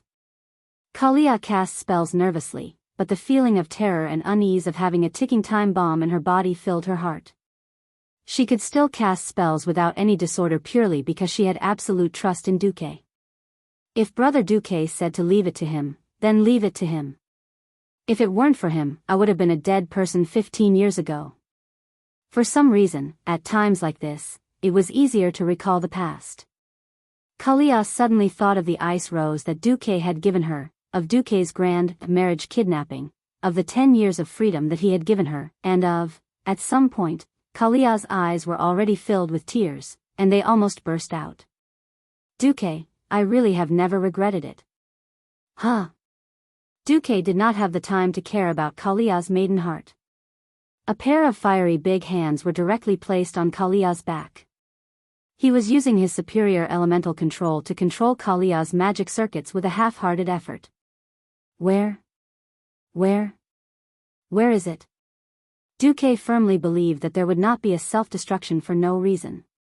Whether it was red dragon essence, or combustion stimulation, it must have been Veristaz using some form of influence on the human body, and in the end, it overloaded the human body and caused the tragedy. Duque scanned Kalia's body in various ways and from various angles at a frequency of 100 times per second.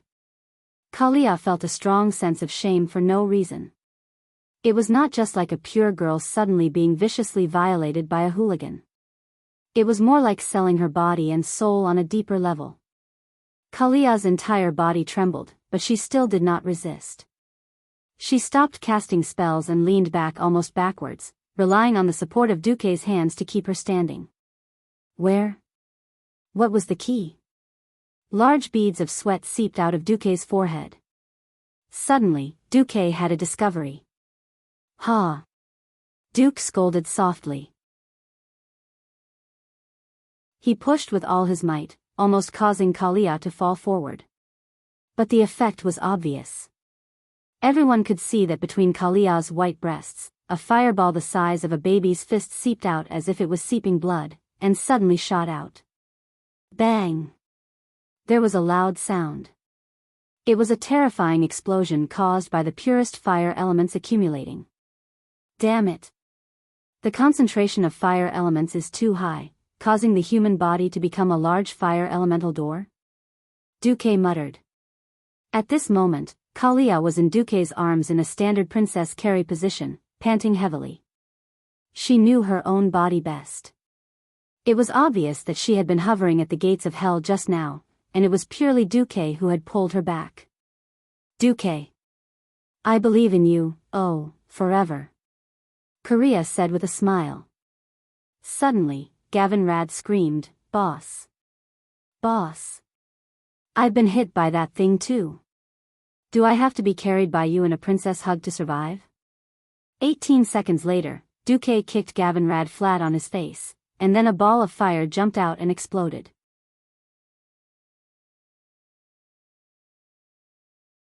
Chapter 1202. Roar. The fallen Valistras' eyes were bloodshot. His yellow pupils were now covered in a bloody mist. Before the flames accumulated and Gavin Rad's body exploded, his target had always been Gavin Rad. However, after the explosion, he seemed to suddenly lose interest in this holy knight who was shining with golden light and using the power of wind and lightning to deal heavy damage to him. No matter how brave Gavin Rad was, how coquettish he was, or how he taunted him, the red dragon ignored him. He chose to attack the target he liked. Arg, Vanessa, who had been waving her daggers around near the dragon's abdomen and dealing a lot of damage to Valistras, suddenly realized that the dragon had turned around. Being stared at by a pair of eyes filled with madness, Vanessa was so scared that she almost peed her pants. Subconsciously, she cast invisibility to make herself disappear from the dragon's sight and senses. Where are you looking at? Big lizard. At this critical juncture, Lord Howl stepped forward. Grom leaped high in an unscientific manner. That leap at the cost of burning his fury allowed him to cross a height of 30 meters in an instant and fly straight to the ceiling of the hall. Lord Howl did an unexpected and nimble somersault in the air, allowing himself to stand upside down. His legs pressed against the ceiling like springs, and he used the momentum of falling to the ground to push himself back down. Lord Howl's full-powered attack had the power to kill an abyssal lord. Not to mention, Red Dragon Essence, also gave him extraordinary fury energy. Blood Roar's mournful crimson light actually suppressed the radiance of Red Dragon Essence that the red dragon had spread in the air. Boom, the huge impact produced a violent force akin to that of a tactical nuclear bomb. Even the red dragon, whose body had been strengthened by the power of corruption, could not withstand this blow. Arg! Valistras let out a very human-like scream. Everyone could see that there was a bone-deep axe mark on his extended left dragon claw. The tough dragon scales, tough dragon skin, and sturdy dragon flesh were all unable to withstand this attack. Arg! Tyrion Fordring, who had been playing by the rules since the start of the battle, suddenly launched an attack. If Mograine's Ashbringer was a sun that illuminated the entire land and made evil have nowhere to hide, then Tyrion's Ashbringer was like using the best steel on the edge of a blade. Tyrion was already recognized as the #1 person in the Holy Light. This was not a false praise, but a very solid ranking. Saidan was more like a pure martial artist.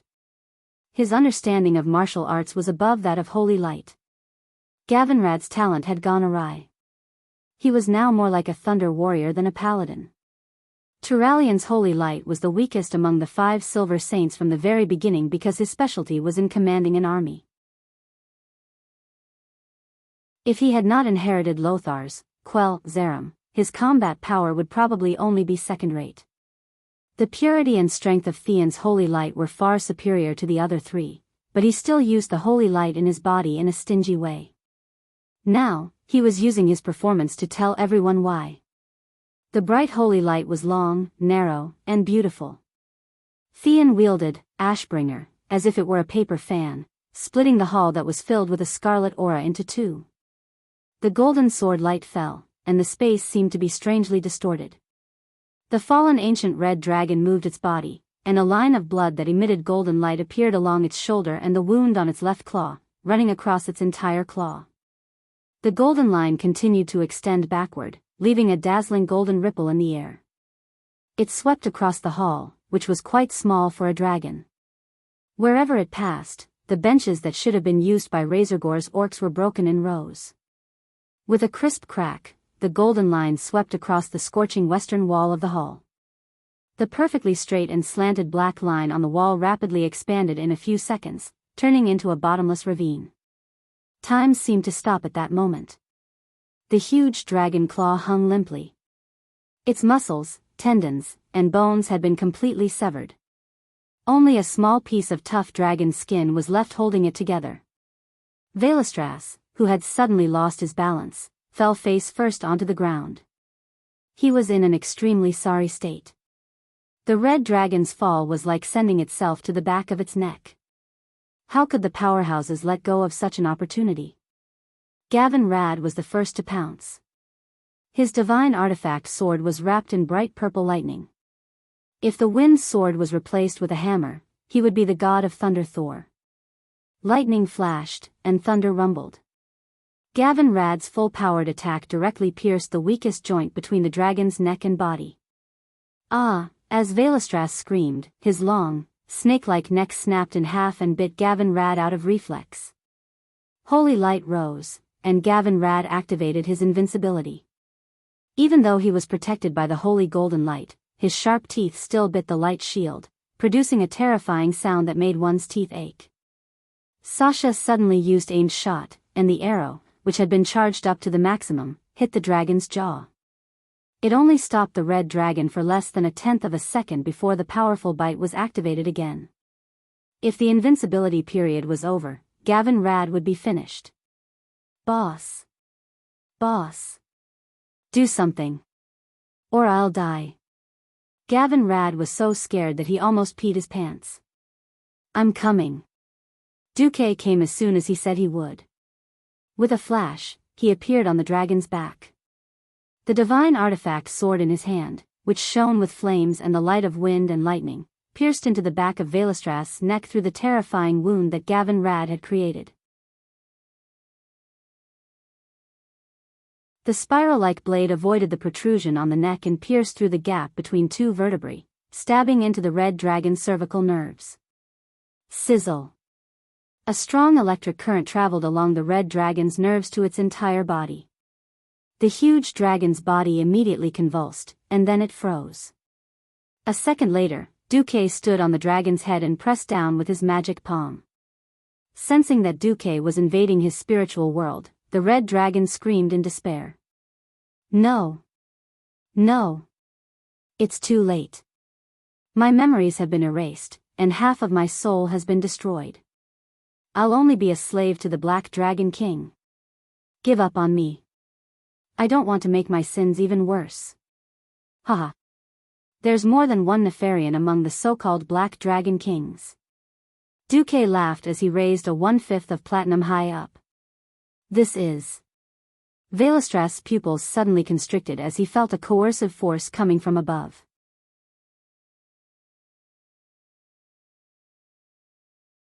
Chapter 1203. Just as Duque smashed the platinum disc onto the Crimson Dragon's head, Nefarian, who was sitting on the throne on the highest floor of the Blackrock Spire, jumped up as if his butt had been pricked. He could clearly feel that he had lost control of the Crimson Dragon's soul. It wasn't because of the Crimson Dragon's death. Instead, it was because an even stronger power had forcefully seized control from him. This was a resounding slap to his face. He knew what was going on. He claimed to be the king of black dragons, the supreme ruler of all black dragons. Now, he was defeated by the remaining power of his father. Even if Duque had used a trick, it was still a devastating blow to his confidence and pride. His face turned green and red. His swollen face was filled with gloominess. Suddenly, a seductive and sinister voice barged into Nefarian's mind uninvited. Hee, seems like you need help. No. It's none of your business. Enzos, Nefarian said firmly, I remember very clearly that I did not call you. Hee. I'm just here to remind you that Onyxia, whom you view as a sacrifice, isn't in your lair. Enzos sneered. But Duque is here. Nefarian argued. Hee. I hope your toy can take care of this legendary human. Enzo said noncommittally. Nefarian's face turned red, and his fists trembled. On the other hand, the Crimson Dragon faced an outcome that he had never imagined. Duque had miraculously seized control of him from Nefarian. This is... The violent dark power that had caused him to fall was rapidly dissipating in his body. His power to surpass his own limits was obtained at the cost of burning his life and soul. As the dark power dissipated, what replaced the frenzy and numbness was unimaginable pain in his body, mind, and soul. The sudden and terrifying impact was enough to destroy the rationality of most living beings. As a powerful being who had maintained a certain degree of rationality in the darkest of times, Velastra's willpower was undoubtedly shocking. However, no matter how ambitious he was, he did not dare to imagine that there would be a time when he could escape from the abyss. The dragon's face was filled with shock and confusion. Sensing that the giant dragon under his feet had stopped struggling and convulsing, Duque said loudly, "Relax your will, don't resist, and recognize me as your master. Otherwise, Nefarian will still have a chance to take back your control." Although he did not understand how Duque did it, but with the relationship between Duque and his queen, obeying Duque was 1,000,000 times better than obeying the evil Black Dragon King. Veristaz immediately did as he was told, allowing Duque's will to invade his soul and turn his spiritual world upside down. He could clearly feel the slave imprint that was branded in the deepest part of his soul, filled with shame, being rewritten. It changed from a ferocious black dragon head to a blue whirlwind. It was impossible for him to know that this was Duque's trick. Duque first simulated the authority of the Black Dragon King that was recognized by the world of Azeroth with Neltharian scales in the dragon's soul, and overrode Nefarian's authority. Then, he got Neltharian to transfer the ownership of Veristaz to the owner of the Platinum Disc, which was Duque himself. These layers of tricks were all based on one fact. The arrogant Nefarian had defined the highest authority as the King of the Black Dragons, and not Nefarian's name. This was a loophole, and Duque was the only one in the world who could exploit it. It was not until Duque finished all this in 10 seconds that he heaved a sigh of relief. However, this was not the end, because the battle was still going on. Duque turned his head. "Kalia, help Old Cow. The rest, help Magni." Everyone dispersed and went back to their own duties. On the ground, Veristaz seemed to be still in a dream.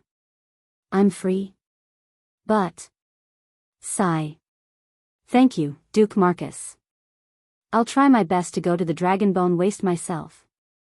Feeling his terrible condition, Veristaz no longer had any hope of survival.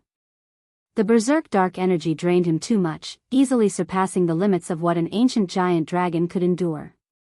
Although he looked like he had a broken claw and his spine had been pierced by a sword, he was actually an empty shell inside. Under the shiny dragon scales and dragon skin were the remaining dry muscles and flesh that had been overdrawn and squeezed. At this moment, he was like a sick dragon that was too old to move. "Heh. Is the despair in your eyes only at this level?" Duque's sarcastic tone made Veristaz uncomfortable. If Duque wasn't the one who pulled him out of the dark abyss, he might have already spat dragon breath at him. Just as he was about to say something, Duque continued, "Sorry, I've seen even deeper and more terrifying despair in the ancient war." You participated in the ancient war?" "That's right. You're that Dukong." As an old dragon who had also participated in the cruel ancient war, Veristaz suddenly became spirited. "No one else can save you." "That doesn't mean that I can't save you."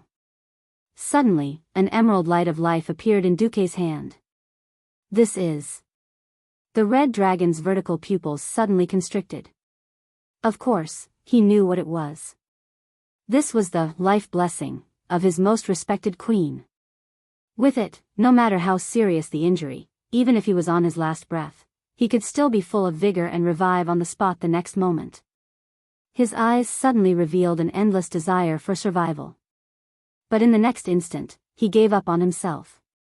"No. Don't give me His Majesty's treasure, I don't deserve it. I failed. Not only did I fail to keep an eye on Nefarian, but I even became his minion and slaughtered countless innocent mortals.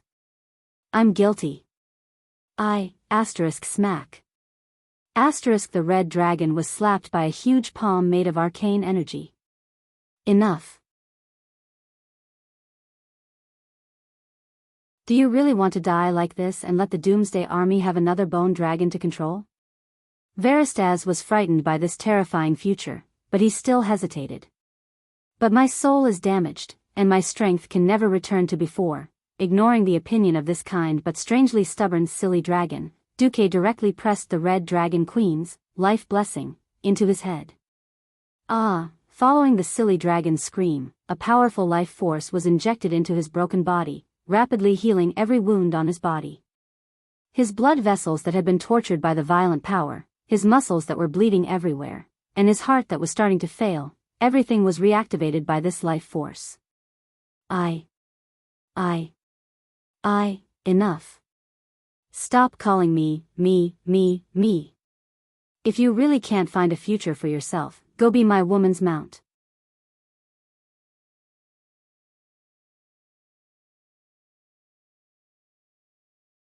Chapter 1204. Duke, the great hoodwinker, was really addicted to hoodwinking mounts. Although Veristaz was not as good at fighting as Onyxia, it could be clearly seen from the system scan that even with Alexstrasza's life's blessing, his combat level could no longer return to the past. His strength and maximum HP were permanently reduced.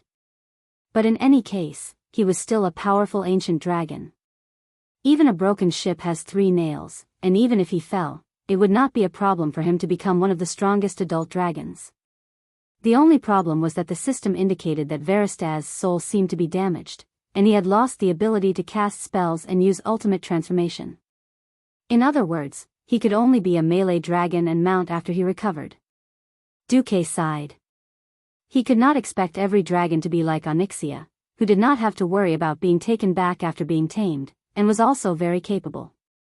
The 4 major dragon clans now had a boss.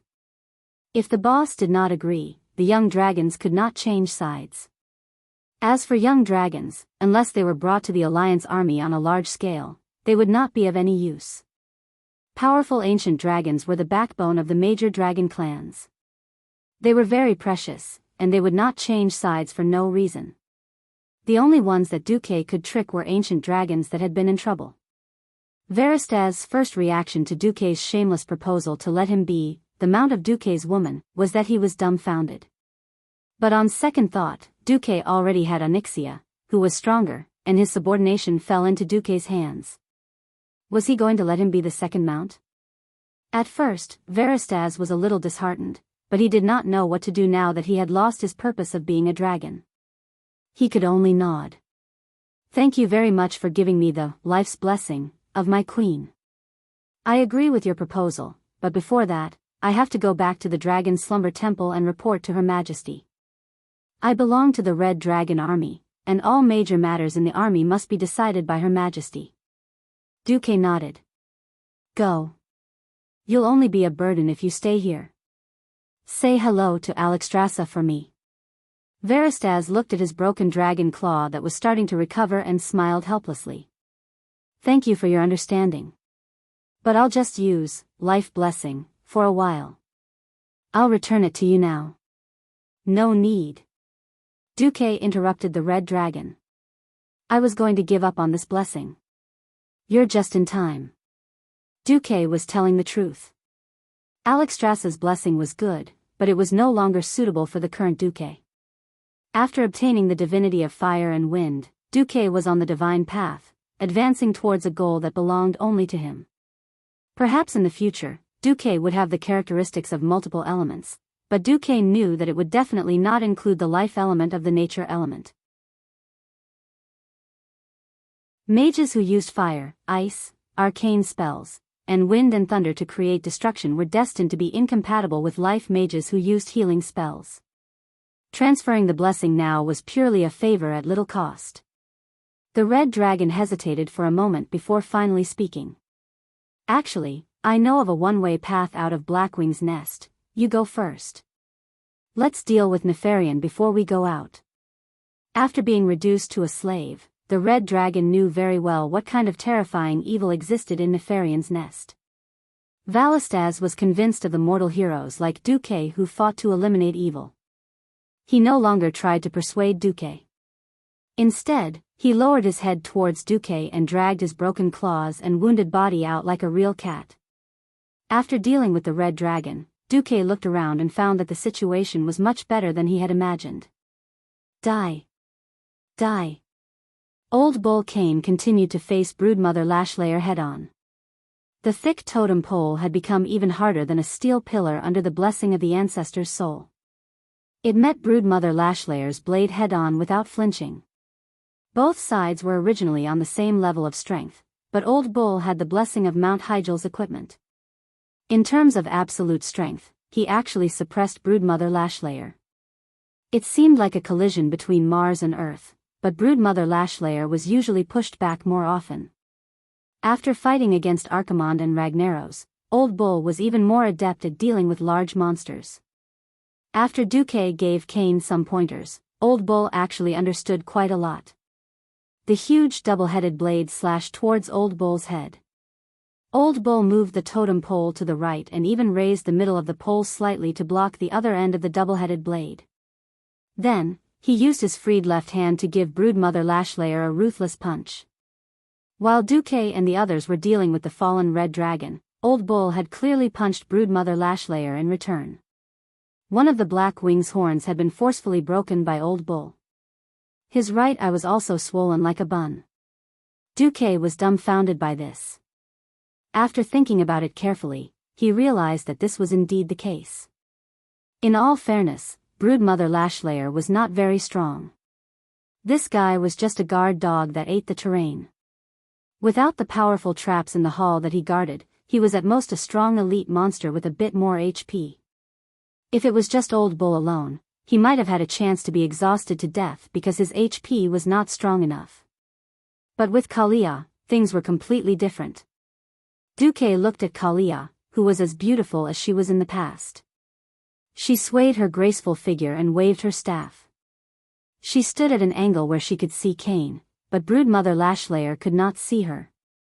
She healed Kane rhythmically. Duque suddenly felt relieved.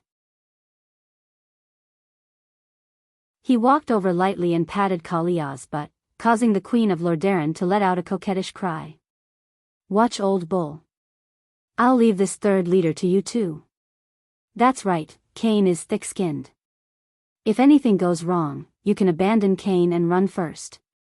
That guy's legs are longer than yours, so he can definitely run faster. Don't get hurt, or else I'll take care of you tonight. Duque teased, causing Kalia's face to turn red. Kalia was still young and inexperienced. She was busy healing and did not dare to respond to her lover's teasing. But Old Bull blew his beard and glared. Hey! Duque, you bastard, I heard you. Duque did not even turn his head. If you can't deal with this guy called Broodmother Lashlayer, then it's my loss. Humph.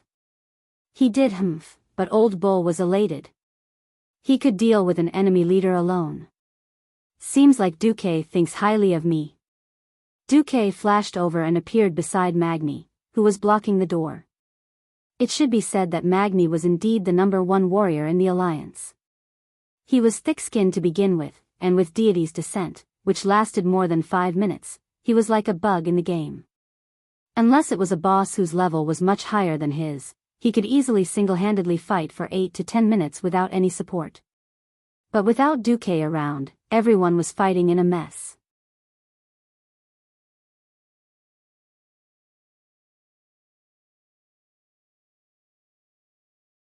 Chapter 1205. Old 4 and Old 5 of the Black Wings were rather annoyed. Before Duque arrived, everyone had a disagreement as to which one to attack. Since it was a choice between the two, the other 7 randomly chose a black dragon to gang up on. They instinctively felt that the black dragon opposite them seemed to be able to stack fire damage. Hence, they used Magni's bulky body as cover and suddenly charged out to attack the black dragon that Sasha had casually marked with a hunter's mark. Killing one before moving on to the next. That was the right logic. It was a pity that they weren't transmigrators, and didn't know that one of the 2 bosses had the special skill, Ebonok's Shadow, that could heal itself by attacking a specific target. As long as Ebonok was hit by this skill, the strange shadow curse would be able to heal the wounds on Ebonok's body. In the end, when Duque was dealing with Valestras, the 7 of them didn't manage to take any damage at all. Seeing this scene, Dooku's forehead was full of black lines. After he rushed over, he patted Sasha's shoulder lightly. Sasha. Don't bet with your sisters these days. Be careful, or you might lose all your private stash. Ah! Sasha exclaimed. Dooku raised his head and said loudly, change targets. Don't touch that dragon for now. Everyone can only attack the new target for 30 seconds at most before coming back to rest. They were all veterans and had seen all sorts of strange enemy skills. Although they didn't understand it every time, they wouldn't lose much as long as they did as Dooku said. Seizing the opportunity when Old Fillmore pounced on him, everyone attacked together. A flash of swords and axes almost chopped off one of Fillmore's claws. Roar! The adult black dragon let out an angry roar. It swung its head and spat out a mouthful of shadow flames at the crowd. The experts who were already prepared shrunk back and hid behind the hole in the wall. Fillmore dashed towards the hole and was smashed back by Magni's hammer. The entire dragon spun in midair. The hero group against the two black dragons went on for a few rounds. Suddenly, a blood-curdling scream came from behind. Dooku turned around and saw Kane, who was covered in blood, leading a dragon head with a broken horn, striding toward him. Even though Kane was taking big strides, Dooku realized that Kane was very sneaky. His thick hooves didn't make much sound, and he was moving along the wall. The thoughts of experts always coincided with each other. Shorty. Don't be so stubborn the next time he comes, Dooku shouted, and Magni immediately understood. As a main tank, Magni's biggest weakness was that he was too small. When he didn't activate Deity's Descent, it was very easy for the boss to rush over and kill the ranged attackers and healers at the back. Deity's Descent consumed a lot of stamina and energy. He could carry it, but it didn't mean that he didn't need to pay a price. Just as he was swinging the Balrog's hammer, Magni caught a glimpse of that sneaky old bull. In the next round, when Fillmore roared and charged at the hole he was guarding, the Shorty King played a vicious trick on this adult black dragon. Fillmore was shocked to find that the large silver shorty that had been blocking the hole and never retreating had suddenly disappeared. No. It didn't disappear, but shrink. The previous countless charges ended with the shorty using his war hammer to fight them head-on. Who knew that the shorty would suddenly shrink back? Fillmore instinctively felt that something was wrong. He immediately spread his wings and flapped forward, trying to stop his momentum. Who knew that the moment the shorty shrank back to his original size, a shining paladin would suddenly rush out, waving a huge sword that looked like a sharp fork. Wind. Chaos. A turbulent flow suddenly appeared in the air. The strong tornado seriously interfered with the black dragon's movements, causing its sudden stop in the air to fail. Then, a wretched Tauren suddenly jumped out from the hole, its huge and coarse fingers placed on the tip of Fillmore's flapping left wing. Come on. Play with me on the ground. When Kane said this, there was a murderous look in his eyes. For some reason, Dooku sounded like a weird uncle using a lollipop to trick a little girl to see a goldfish. Basically, the Alliance and Horde warriors all knew Titan's grip. The original intention was to allow warriors to wield two-handed weapons.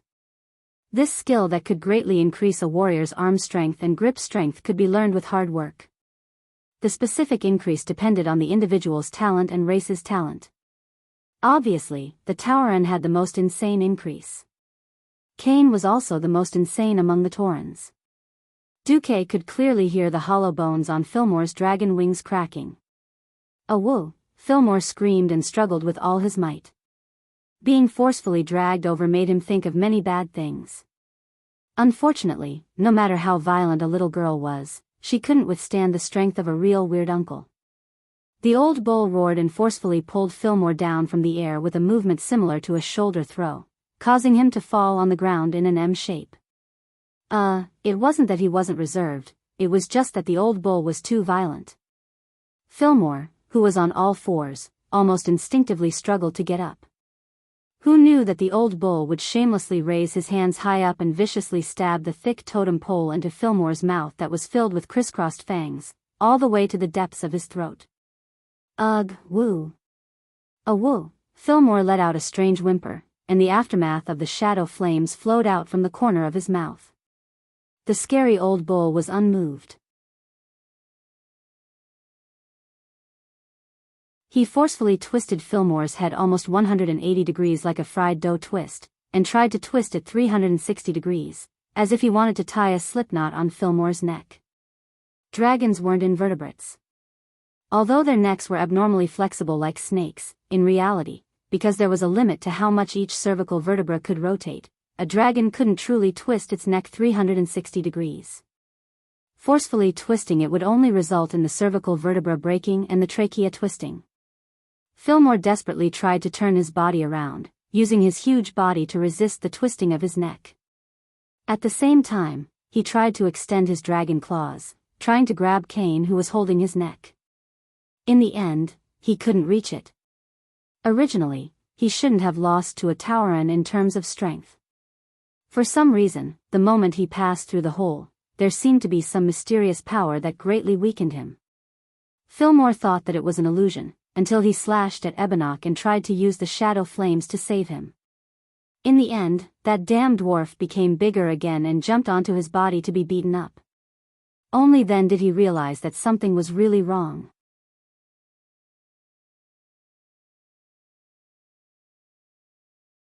Chapter 1206. It was a terrifying power that struck the depths of his soul. Just like how ordinary creatures would tremble in the face of the terrifying firebird of a dragon, Fillmore could not resist the ruling will of the Black Dragon King. No. This willpower was even more terrifying than that of the current Black Dragon King, Nefarian. It made him tremble because it came from the ancestor of the Black Dragons, Deathwing, Nesario, who was superior to Nefarian.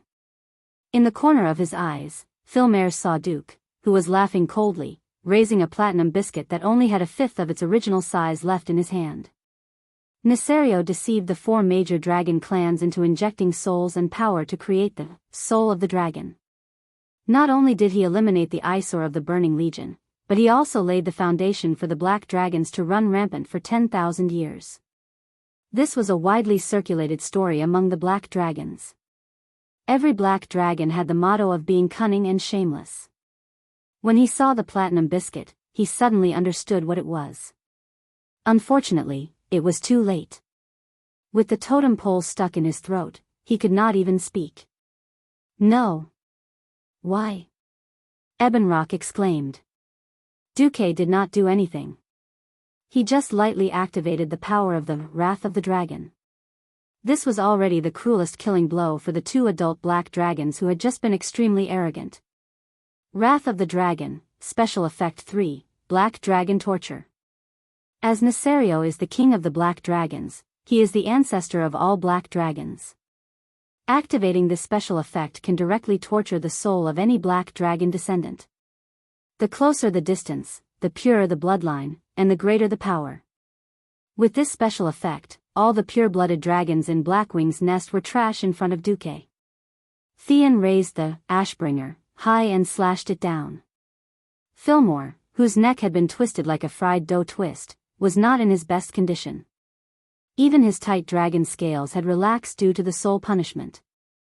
It was as if he had stuck his neck into the guillotine.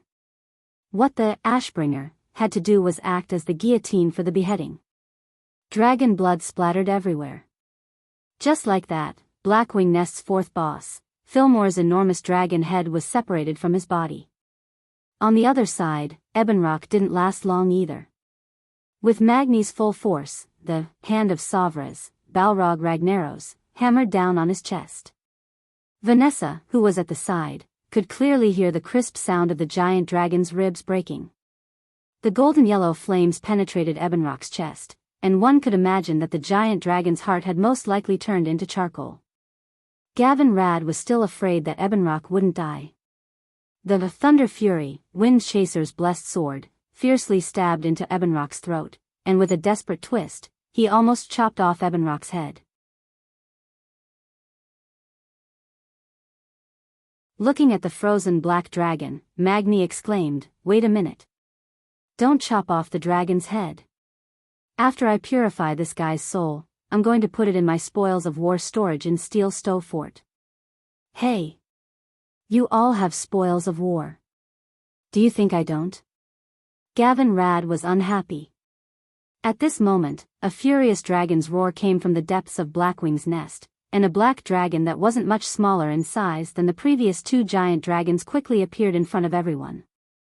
The sixth boss, Flammel, was a black dragon that didn't have any special skills other than knowing the Princeps's fury. After Sasha used focus shooting to suppress its berserk state, it was just a piece of cake for her. Huff. Huff. Huff. In the team of 10, almost everyone except Duque was panting heavily. It was very tiring, very tough, but also very happy. The result of the endless battles was that 6 of the 8 bosses of Blackwing's nest had been taken care of. The red dragon had been saved, and the rest were all lying dead in front of them. Gavin Rad stabbed the sharp tip of the wind's sword into the ground, and like a sharp weapon stabbing into tofu, half of the sword's edge sank into the ground. Then, he used it as a support, and his entire back passed over. The lightning that lingered on the wind sword seemed to be a beneficial supplement to the magic in Gavin Rad's body. Anything else? If so, come at me as well. Don't wait until I fall asleep from exhaustion before someone comes to touch me. I can't take that, Gavin Rad complained. Duque shook his head and smiled. In Blackwing's nest, there aren't many existences that can threaten us. If the information Onyxia gave me is correct, there's only one big dog left, Chromagus, and Nefarian. That's good. Old Cow laid on the ground with his arms and legs spread out. He didn't have Magni's, deity's descent. Although his injuries could be healed by the stimulation of holy light, he couldn't replenish the blood that he had lost in a short period of time. After lying down for a while, he sat up, took out the food from his spatial bag, and started eating and drinking. This was a sunken area without a door beside the hall where Veristaz had been, but it had a good view, so it was used as a temporary resting place. Duque turned around. Thean, you're the least exhausted here. You'll be on duty for the first half of the night.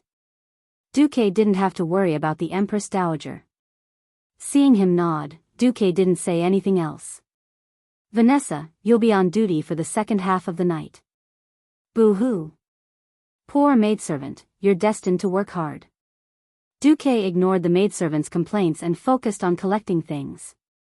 Not only did he collect the spoils of war left behind by the 6 bosses, but he also collected the hourglasses dropped by the minions. While Duque's small team was resting, Nefarian, who was in the hall at the top of the Blackrock spire, was already restless. If Duque had gathered all the strong people in the world and attacked Blackwing's nest with all their might, then Nefarian might have sat on his throne with a playful attitude and waited for Duque's challenge. Duque had cheated. Of the 6 leaders, Duque used Dragon's Soul Fragment against Razorgore at the start, but he didn't use it against the other 5 leaders. Of course, in the eyes of the other dragons, this was the wrath of the dragon that the 4 major dragon races had towards the black dragons. 3 adult black dragons that were almost as powerful as the ancient dragons and a rather powerful dragon beast had been beaten to death by a mere 10 mortals. They hadn't even been able to use 40% of their strength. Nefarian had tricked the 4 major dragon races back then. Now, the tables had turned. The 4 major dragon races were now tricking the black dragons. Nefarian's heart skipped a beat. Duque had probably used this when he subdued his sister, Onyxia. This meant that even though he was the self-proclaimed king of the black dragons, he couldn't escape from Duque. In other words, as long as Duque could stand in front of him, his dream of becoming a dragon king would be over. Either he surrendered in humiliation and became a mount, or he would die in the Blackrock Spire without even using half of his strength. Escape? This option didn't exist for a proud king. Nefarian's face was livid. Just then, the sly and sinister voice that he was very familiar with appeared in his mind again.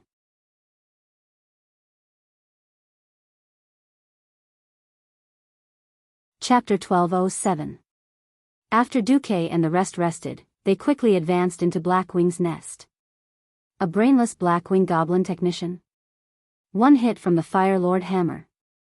A tall dragon charging over with 2 swords. First, use Ashbringer to cut off its legs, then use the Fire Lord hammer to hammer it to death. A large group of black dragon whelps flying over. The wind sword directly activated its special effect, causing a tornado that dragged the whelps to the ground. Finally, the gangsters swarmed over. A lot of dragon scales and dragon skin. The more they advanced, the more uneasy Duque felt. This was too abnormal. If it was another enemy, perhaps Duque would think that the other party was shivering under the bed in the deepest part of the nest. It was Nefarian, the Chinibu geek. In Duque's imagination, after Nefarian found out about the existence of Wrath of the Dragon, he would send his minions to attack the 10 of them at all costs to buy time. Nefarian did not make any additional arrangements. All of his defenses were the same as the Blackwing's nest that Duque had seen countless times.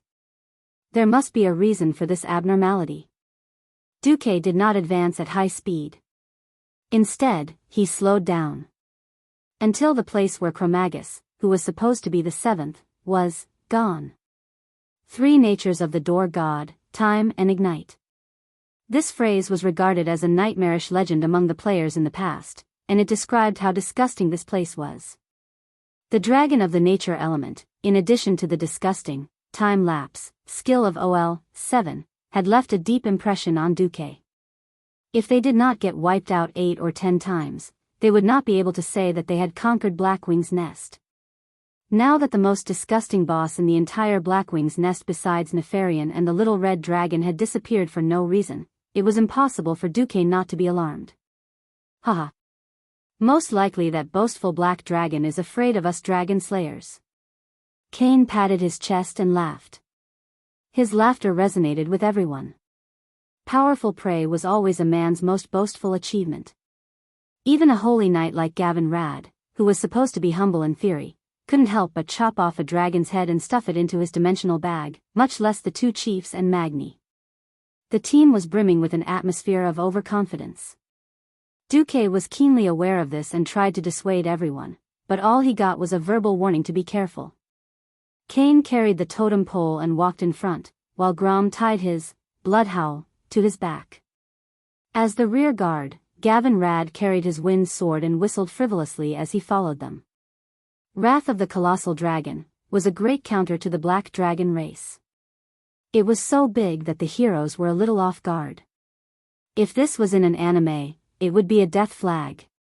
Duque said something that no one else understood. When Duque and his party crossed the area where Chromagus was, they noticed that the scenery in front of them had changed. Duque's expression suddenly changed. The original style of Blackwing's nest was rather bright. Even the lower levels, which were dimly lit, were filled with torches. After passing through this area, the scenery around them suddenly became scarlet. If it was any other situation, Duque might have thought that Nefarian had a brain cramp and wanted to change the decorations to change his mood. But was this the time for decorations? Furthermore, this wasn't decorations at all. The aura of death was so thick that it was almost tangible. Even though they were walking on the floor and looking at the blood-red background, everyone could clearly feel the traces of Nefarian's terrifying willpower. The group of experts immediately put away their carefree attitude, and their faces were filled with seriousness. Magni's loud voice was the first to ring out, "Hey! Duque! Is this guy really Nefarian? Didn't you say that this guy's level isn't that much lower than Onyxia's? Why do I feel like Big Brother is a few levels stronger than Little Sister?" The group advanced in a tight formation. They should have reached the top level of the Blackrock Spire very quickly, but now there was an additional corridor of blood. On both sides of the 20-meter-wide corridor were pools of blood that emitted a disgusting smell. Above the pools of blood were all kinds of monster specimens. They were sealed in huge transparent glass-like containers. Some of them had already lost their lives, while others were slapping the walls that were strengthened by magic in vain, wailing in despair. Duque could recognize some of them. For example, the giant magma worms that came from the molten core. There were also some that he couldn't recognize at all. There were also some that seemed to be stitched together from a human and a dragonoid, similar to the abominations of the Scourge army. The only difference was that they were still alive. Duque's hand was suddenly held by a small trembling hand. It was Kalia. This queen of Lordaeron, who had been raised as a flower in a greenhouse until she was 18 years old and had roamed for 10 years. She had only recently stepped onto the path of facing strong enemies. Now, it was as if all her battle experience had been washed away, and she had become a weak girl who couldn't even fight a chicken. Indeed, such a disgusting thing was a little too much for a girl to bear. Duque could only pat Kalia's hand gently and comfort her. Duque knew what Kalia wanted to ask. Things are a little beyond my imagination. Brothers, it's impossible to retreat. He has already found us. Prepare to fight with your lives. Half an hour's journey wasn't long. Duque and the others quickly arrived at a sealed blood hall the size of 2 football fields. Pools of blood flowed down the walls on both sides of the hall, flowing into what seemed to be blood troughs on both sides of the hall. Was that caused by Nefarian's power? Or was it the accumulated blood from killing many creatures for scientific research? No one knew. Everyone's eyes were locked on the man sitting on the throne of blood. Haha. I thought you had even lost the courage to come here. The bearded man held his chin and spoke in a seemingly provocative but calm tone. Duque stepped out from the crowd and looked up at the mysterious man's eyes. Should I call you Victor Nefarios? Or Nefarian? The man smiled. The name I use when I'm in human form is just a code. I still hope that you can call me Nefarian. The real king of the Black Dragons, Nefarian of the Apocalypse. Duque's heart almost stopped beating at this moment. Although Duque already had a hunch after seeing the previous scene, who knew that after hearing it from the other party, the shock still set off a storm in Duque's heart. Duque only wanted to say that he bought a watch last year.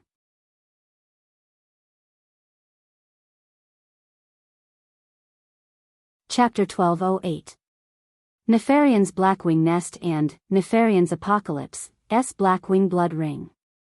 These two combinations might seem a little different, but the difference between them was like heaven and earth.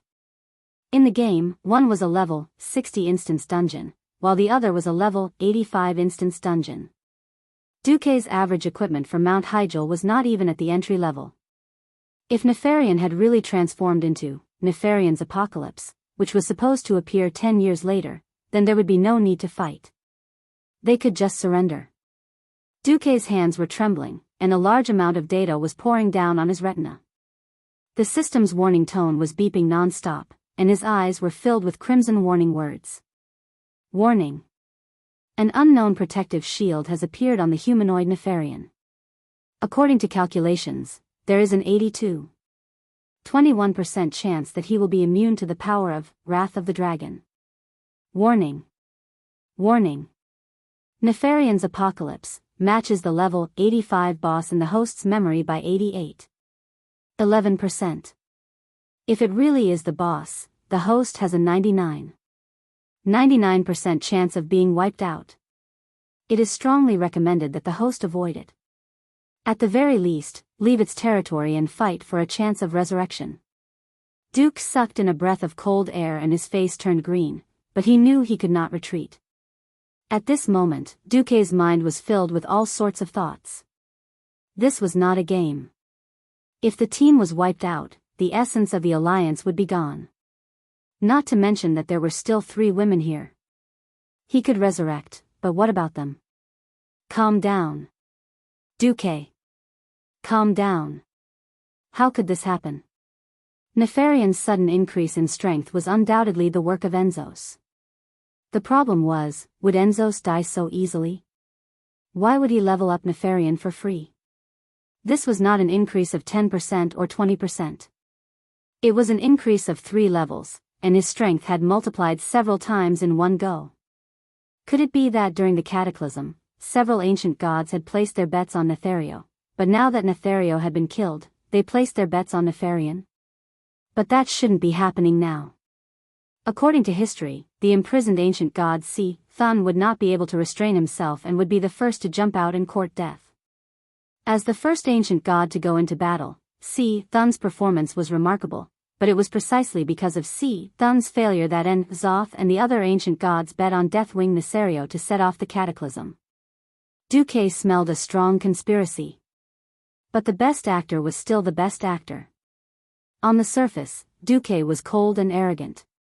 He pointed his right hand at the humanoid black dragon. Hey! Nefarian, do you really think you're something? Don't forget. How did your father die? Your sister is still under my crotch as a mount. Yes, Duke's words were reasonable, and his pretentiousness was convincing. Even Nefarian believed it, but Duque still didn't notice the difference.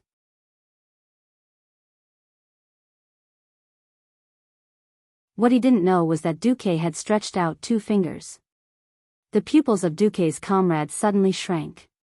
Pointing a finger at the enemy was a signal they had agreed upon before entering Blackwing's nest. If only one finger was raised, then he would directly attack him without any discussion, and he could do whatever he wanted. If the index and middle fingers were pointed together, then it would be a big deal. It meant that Duque estimated that the opponent's strength was far greater than his own, and he needed to use a big move to stall for time. Unconsciously, everyone tightened their grip on the weapons in their hands. Nefarian suddenly became interested. If it was the him from before, he would probably be feeling guilty now. But now, he decided to play a trick on this human who had brought continuous disasters and failures to the Black Dragon race.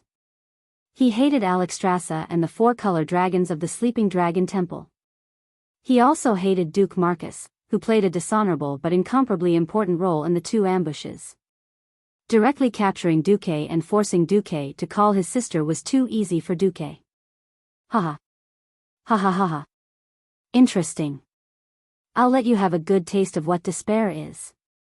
Nefarian slapped the armrest of the throne.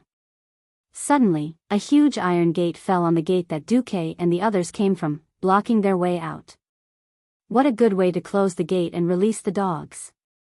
As Duque expected, from the 2 doors that suddenly opened on the left and right, a large group of dragon beasts suddenly rushed out of the darkness. There were only 2 colors, red and blue. Duque's eyes immediately narrowed into a line. Leave it to me. Duque's words made everyone who was ready to go forward stop in their tracks. Humph. Duque snorted coldly, and the magic circuit in his body was activated to the extreme in an instant. He did not know how long it had been since he had seen Duque attack like this. Even when he was beating up Ragnaros, Duque only concentrated his magic and carried out a torrent of firepower in stages. There were 256 hands of magic on each side, and what they set off was a magic storm that seemed to divide the world into 2 halves. The left side was ice, and the right side was fire. The icicles as thick as a human arm easily pierced through the bodies of the red dragon beasts and sent them flying. They cut off their limbs in midair, and even froze their bodies and splattered flesh in midair before they fell to the ground. The fireball the size of a water tank easily blew up the bodies of the blue dragon beasts, turning them into charcoal. They did not even rush out a few steps before they exploded in midair, and their charred limbs dissipated with the wind. The number of people who came out, the number of people who died. Duque raised his chin slightly, and with a look of contempt on his face, he hooked his finger at Nefarian. Come down. Why don't you let us wait for you for a year and a half, and let you make more new toys before coming down? Gotcha. Nefarian lost his composure and easily crushed the golden armrests on both sides of his throne. He suddenly stood up. Duke Marcus. You will regret provoking me. Under the gaze of all the strong people, Nefarian's human body began to rapidly expand. From a 2-meter-tall human, he suddenly became a terrifying dragon with a body length of more than 50 meters. Everything was within everyone's expectations. After all, they were supposed to fight the Black Dragon King. Wait. This color. Boss, are you sure he's Onyxia's brother? Gavin Rad asked softly. Duque's pupils suddenly shrank. The scene in front of him made Duque feel extremely strange. If this was the original Nefarian, then he would undoubtedly be a standard black dragon, black scales, white horns with a yellowish hue, orange-red lines between the scales, and a string of yellow barbs along his spine. Now, the overall color of Nefarian in everyone's eyes was slightly strange. Not only were his scales purple, but there was also a faint aura of death, giving off the feeling that he was a little like an undead, but also a little different. This was because from his mouth, there was still the fishy smell of a living creature. What the hell is going on? At this moment, the system sent new data to Duque's retinas.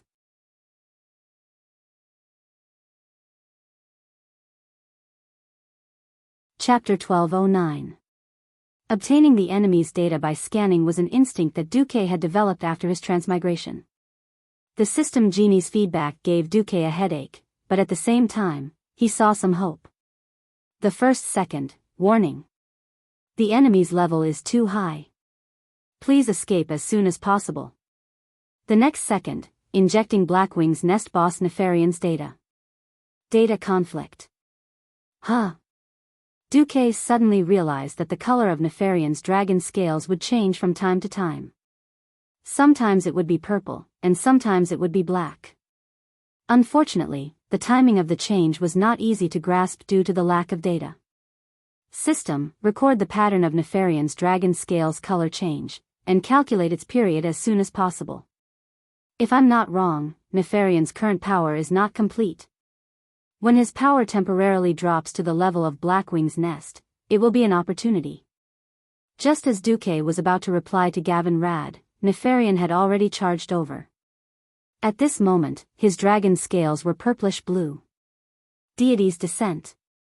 Duque shouted hurriedly. Magni immediately understood, and his body rapidly enlarged. He raised the Balrog hammer high and slammed it against Nefarian's dragon claw. Bam! It was a clash of power without any technique. The winner was Nefarian, whose power had skyrocketed.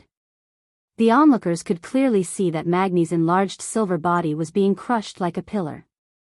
Although he wasn't crushed into a biscuit, he was almost there. Nefarian clearly realized that he couldn't kill this strong dwarf warrior in one hit. He suddenly extended his dragon head and bit at Kalia, who was at the back. Don't ignore me. The ox-head chief strode forward, and the totem pole that was as thick as the pillar of a large house slammed down. Just the ear-piercing sound of it breaking through the air was very frightening. Kane missed. As if he had expected Kane, who was the number 2 tank, to come up, his snake-like dragon neck tilted at the last moment and dodged the attack. At this moment, the final move of the giant dragon's most terrifying close combat combo came. Nefarian's huge body suddenly turned horizontally, and his dragon tail that was more than 20 meters long smashed into the back row like a huge meteor hammer. Ha! Gavin Rad charged forward with the wind sword in his hand. He was prepared to face Nefarian's Firebird head-on. Unfortunately, he missed. The tail was like a rake with 6 huge bone spikes. It drew a strange wavy arc in front of Gavin Rad, quickly and gracefully dodging the paladin's attack, and mysteriously swept towards the middle row of Duque's team. That was where the close combat team was located. Ah! Vanessa cried out in surprise. She used her high agility to perform a beautiful backflip, narrowly dodging the attack. However, the other 2 in heavy armor were not so easy to dodge. Theon brandished Ashbringer, and a long, thin beam of holy light shot towards the dragon's tail. Nefarian chose to take it head-on, but at the last moment, he smashed his tail towards Grom. Humph! Grom leapt into the air. No one had foreseen that something unexpected would happen. Suddenly, Grom's entire body froze in the air, as if he was a picture that had been captured by a camera. His posture as he leapt, his mouth opened so wide that his fangs could be seen, and his bulging muscles, everything stopped. Duque suddenly reacted and yelled, "Hourglass!" Hourglass? What hourglass? Grom froze for half a second before he reacted.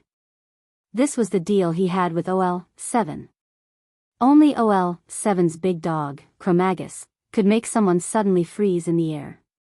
Caught off guard, and because he was not mentally prepared, Grom threw the hourglass that could get him out of trouble into the deepest part of his bag. Suddenly, two huge hands of magic appeared beside him, trying to drag him to the side. Unfortunately, it was too late. Nefarian had already bitten him. Arg! Blood splattered everywhere. Under everyone's gaze, Nefarian succeeded in his forceful attack and bit off a small part of Grom's body. Lord Howl's entire left arm, left shoulder, and a part of his left chest were all bitten off. His companions could even see Lord Howl's still moving lungs through the bloody wounds. Grom screamed in agony as he fell from the sky, forming a stark contrast with Nefarian's ferocious eyes. In the first round, one of Duque's main forces had lost the ability to fight. Save him! Almost at the same time as Duque's scream, several holy flashes and rapid healing spells were cast. However, unless it was a holy knight who sacrificed all his mana and energy to cast holy healing, the healing effect of holy light on large body parts was rather limited. Not to mention, Duque could already see that a large part of Grom's soul had been devoured in that instant. The loss of the soul was the most terrifying. Without the soul as a foundation, the body would not treat the missing part as a part of the body. This meant that even if Grom had the regenerative ability of a troll, he would not be able to regrow his left arm. What happened next confirmed Duque's judgment. Even with several beams of holy light, everyone was shocked to see that only the left part of Grom's chest had begun to heal, and there were no signs of a new limb growing out. Grom rolled on the ground in pain, but he was extremely stubborn. Even when he bit his lips until they were full of blood, he did not let out a single scream. He. Nefarian actually retreated after his successful attack. He flapped his wings, instantly stirring up a gust of wind, and his entire dragon flew into the air. Duque noticed that Nefarian's dragon scales had turned black, and the veins between the scales had turned red again.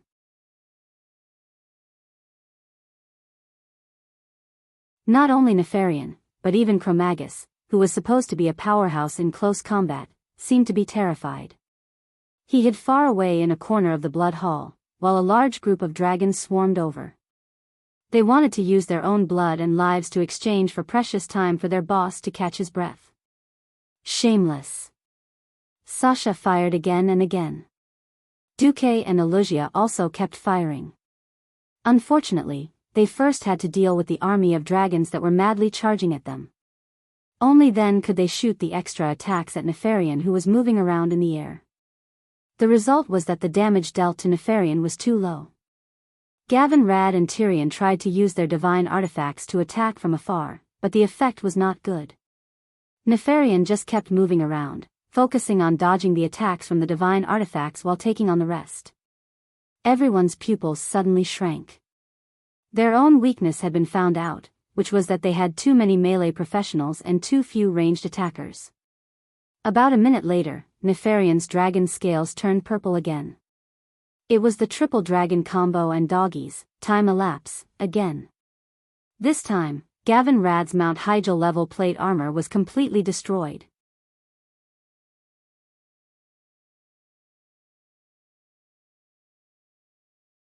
Chapter 12:10. In this day and age, paladin heroes were all capable of fighting, tanking, and healing. Although Gavin Rad was one of the weakest of the 5 silver sages, his equipment could be said to be extravagant. He would definitely have a share of paladin equipment in every battle. Along the way, he had accumulated a wealth of battle experience. Even so, he still fell into Nefarian's trap. Nefarian's attack and defense attributes were greatly increased in the purple scale state. Coupled with Chromagus' most powerful and disgusting skill, time lapse, there was no way to defeat Nefarian. If Gavin Rad had not cast the Divine Shield spell that granted him 12 seconds of invincibility, Gavin Rad would have been a corpse. Only half of Gavin Rad's armor remained. There were 3 deep scratches on the back half of his armor, and even his undershirt could be seen. In a fit of rage, Gavin Rad tore off his wobbly breastplate.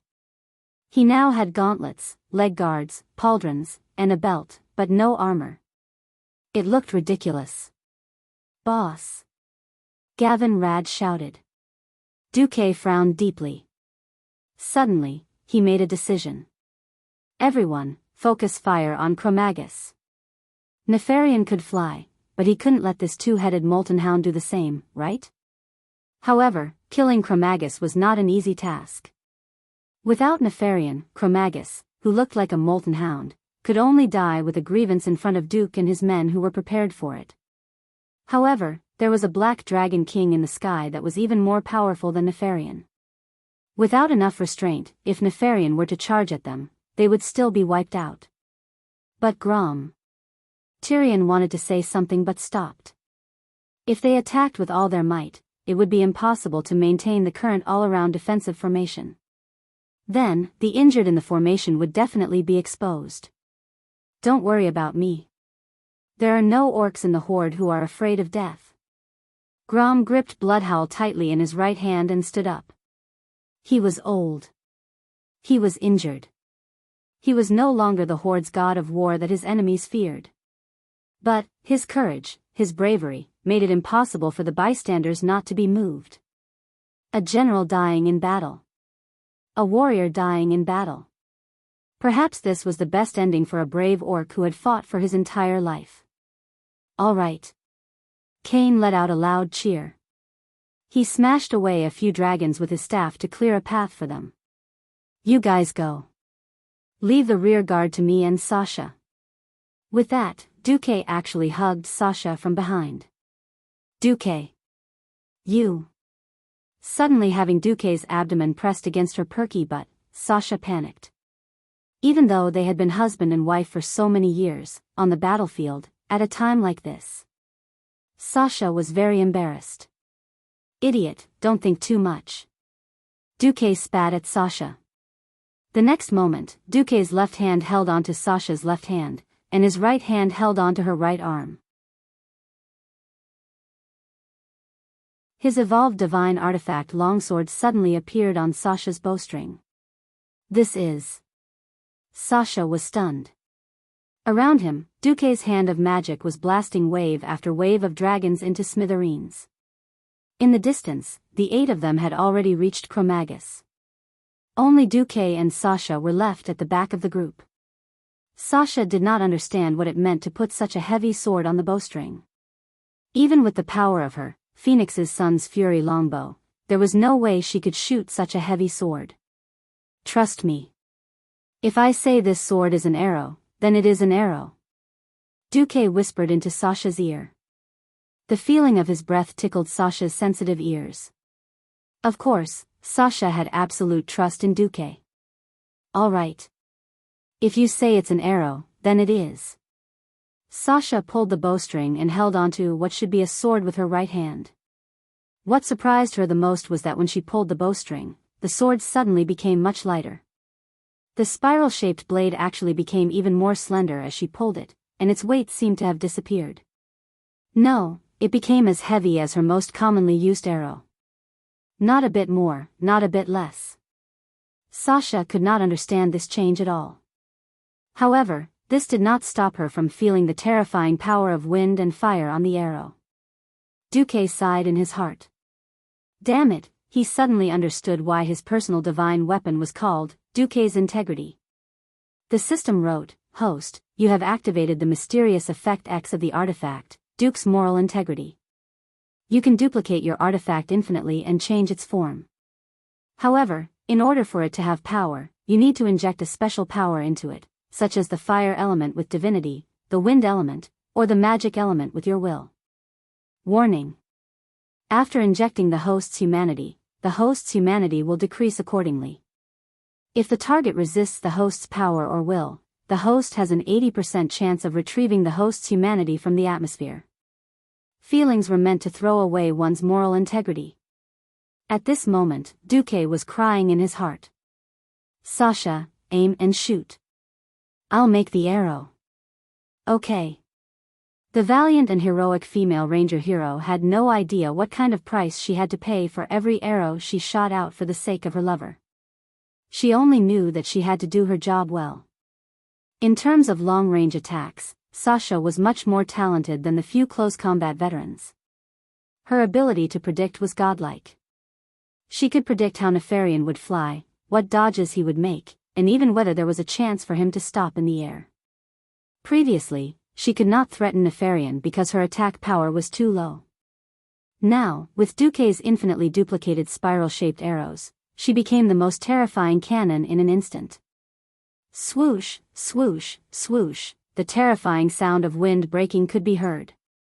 The arrows that could be completely ignored suddenly became killing machines. Before this, no matter how tricky Sasha's arrows were, as long as they were not direct shots, they would not be able to penetrate Nefarian's dragon scales. At most, they would pierce the dragon's skin, but not its muscles. But now, it was completely different. Attacks that contained some divinity were Nefarian's greatest weakness. At the end of the day, the power that he had now was only forcefully stimulated by Enzo's dark divinity. If Nefarian's divinity was strong enough, he could use it to defend against this interference. However, although he was born as a demigod, he did not know how to use this power. In the end, it was Duque's divinity that interfered with Enzo's divinity, causing his body to become even more unstable. Arg, Nefarian was furious.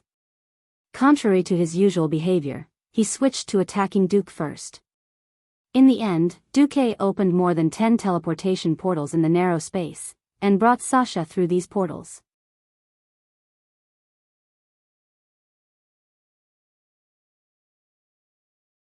Chapter 12:11. If Nefarian was still the Black Dragon King, Duque wouldn't have dared to teleport. When a single magical element was concentrated to a certain extent, it would instinctively reject the existence of other elements. In Blackwing's nest, which was filled with shadow elements, Duque couldn't even teleport or receive magical messages. Now, Nefarian had accepted Enzo's divine power, which didn't belong to him. Instead, it interfered with Nefarian's absolute control over space. Although Duque couldn't break the spatial barrier to connect to the outside world, he could make use of Nefarian's weakness to create a few holes in the spatial rift for him and Sasha to pass through. Duque and Sasha's joint attack was very fierce. The arrows that were shot were high and low. Every time they fluttered and swayed, Nefarian felt like he was trapped by the arrows and unable to escape. It wasn't to the point of fear, but with his huge body, it was impossible for him to escape or dodge. The only result was that he was hit. Hit. Hit again. Nefarian had wanted to ignore Duque and Sasha and directly attack the small team of 8. After all, 100 meters was a distance that the Black Dragon King could cross in the blink of an eye. However, Duque told Nefarian with the hard truth that he shouldn't even think about it. Scram.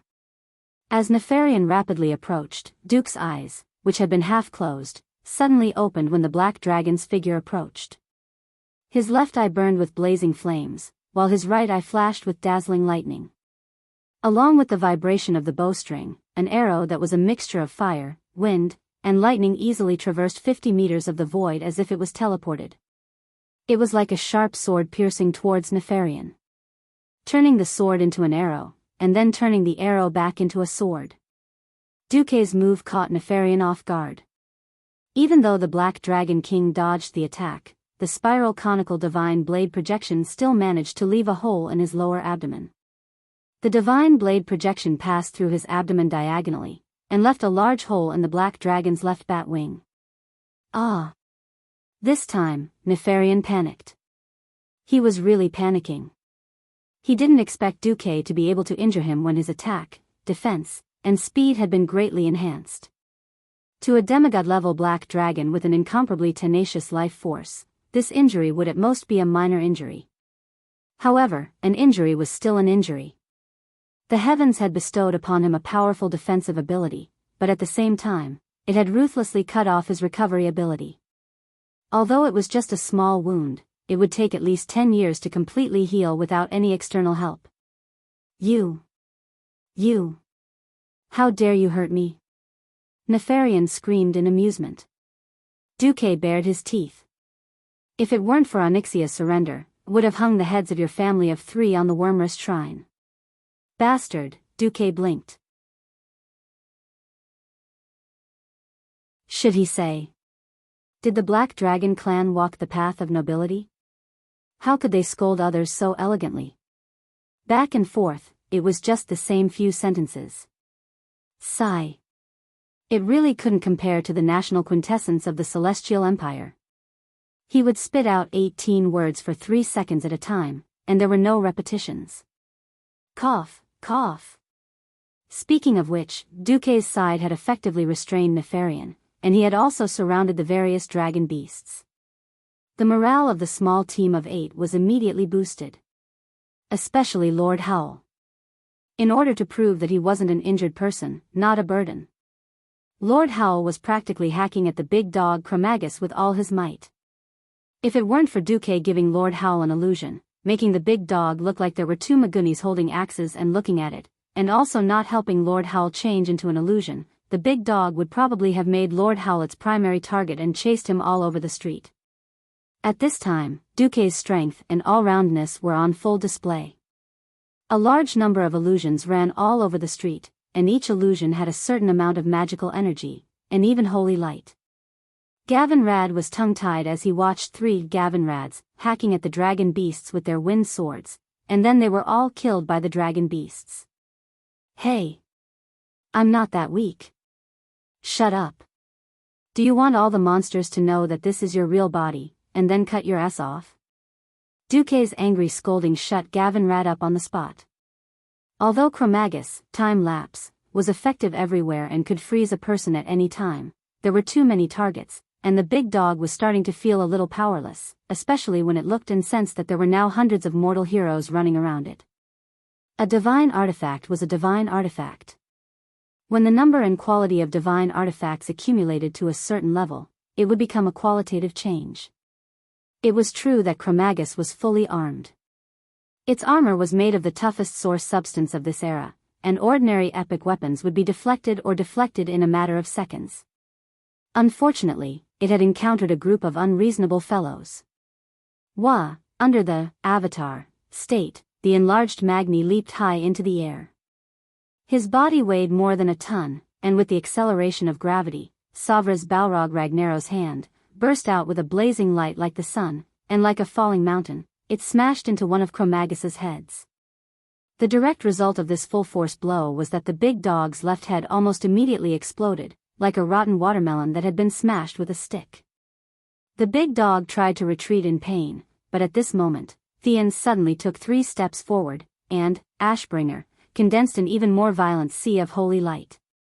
The next moment, all the golden light in the sea of holy light poured into the big dog's broken head. The golden light spread throughout the big dog's body. Since they were taking advantage of its weakness to kill it, of course they would not leave Lord Howl and Gavin Rad out. The 2 of them worked together to create a huge wound on the big dog's right hind leg. Then, the Minotaur chief leaped high into the air and stabbed a totem pole directly into the huge wound. As if stirring, it began digging in the wound. The remaining head of Chromagus kept howling. Its howls were also urging its master to work harder. Nefarian also wanted to, but his side was in more trouble. This was because various holy wills were piercing into his soul through the arrows. God says, "Let there be light, the earth shall heal the scars, Mother Moon is watching you." The wills of Alansis Fail, Mediv, and Alun, the goddess of the moon, were constantly invading Nefarian's spiritual world. Originally, Nefarian only needed to suppress his own consciousness and let Zotha's will and power better fuse into his body. Now, he had to work hard to separate the entangled wills and choose the most suitable power for himself to maintain his strength. Nefarian's situation was not good.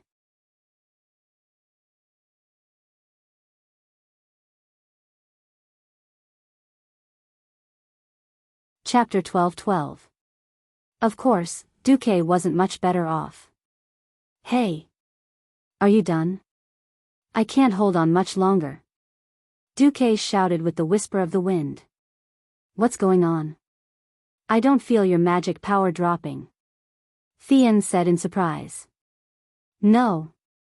Duque, there's definitely something wrong." Sasha shouted. With Duque's godly sword poking her from behind, Sasha's body felt a little weak. Duque didn't know how to explain it. Now, every time Sasha knocked an arrow and shot, Sasha was having a good time. It was tough on Duque. Moral integrity, throw it out. Pick it up. Throw it out again. Pick it up again. Throw it out, huh? Do I have moral integrity? Nefarian, who had been injected with a large amount of goodwill, began to doubt his life. Wasn't Duque also doubting his life? The system kept warning. Warning. Warning. The host's moral integrity has fallen to a critical level. Please do not use Duque's moral integrity again, or else you might trigger the descent of the 7 deadly sins. Fortunately, after so long, Duque's willpower had improved greatly. Kalia also realized that something was wrong and hurried over to inject holy light into Duque's mind. Duque. Look into my eyes. Think of the happy times we had together. Kalia gazed at Duque with her clear and pure eyes. Who knew? Duque put on a fake smile. His crooked eyes made it obvious that he was thinking of the wrong thing. Ah! Duque suddenly realized that his left and right waist had been attacked at the same time. It was Sasha and Kalia. He felt pain, and then his mind fell into a trance again. In the distance, Nefarian fell head first, struggling and rolling on the ground. This was because what Duque had shot into the black dragon's body was not only the will of the 3 good ones, but also a prophetic dream. In the dream world, Nefarian was harvested again and again. Not only in Blackwing's nest, but also in Blackwing's blood ring, he was also defeated again and again. The dragon head was put on display in Stormwind City, Steel Forge, Dalajan, and Lordaeron. The sorrow of being whipped after death and the despair of his soul falling into the abyss filled Nefarian's heart. Now that Nefarian and Duque had both fallen into mental confusion, the strongest fighters on both sides were temporarily eliminated from the battle. Originally, Magni and the others were prepared to lose the cover of Duque's magic. However, the hand of magic in the air continued to fire, accurately and effectively eliminating the dragons that were rushing out. Duque's multicasting mechanism is different from ordinary wizards. Perhaps this is why he is a Breaking Dawn wizard of all elements, while we are still unable to break through our own limits, Elusia explained. Forget it. Don't worry about it. Kill the big dog first. The macho men attacked with all their might. The dazzling special effects of their weapons flashed with terrifying light. Go, Magni took the lead. He raised his Balrog hammer and began to charge at high speed. This time, he aimed at the big dog's remaining head. Awoo! Chromagus used his skill to ignite Magni. Unfortunately, under the effect of deity's descent, the dwarf king's skin was as thick as a city wall. No matter how much the flames on his body crackled, they did not do much damage to him.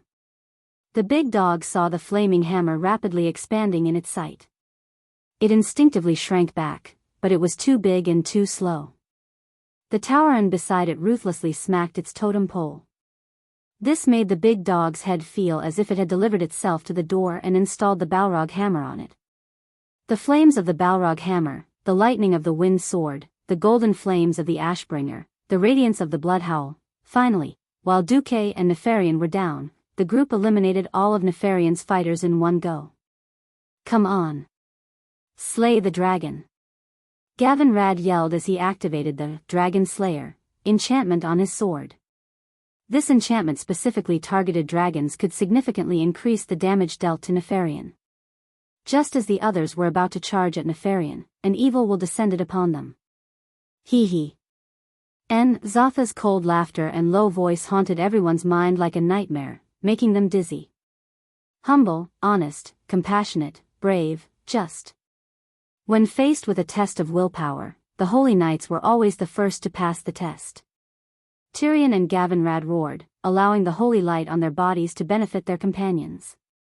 Soon, the 3 strong male warriors woke up, followed by Elusia, Sasha, Kalia, Vanessa, and Duque. No one expected Zotha's will to disappear as quickly as it came. It was as if he had just appeared for fun, disappearing not long after. In front of them, an event that no one expected and had never appeared in the original history happened.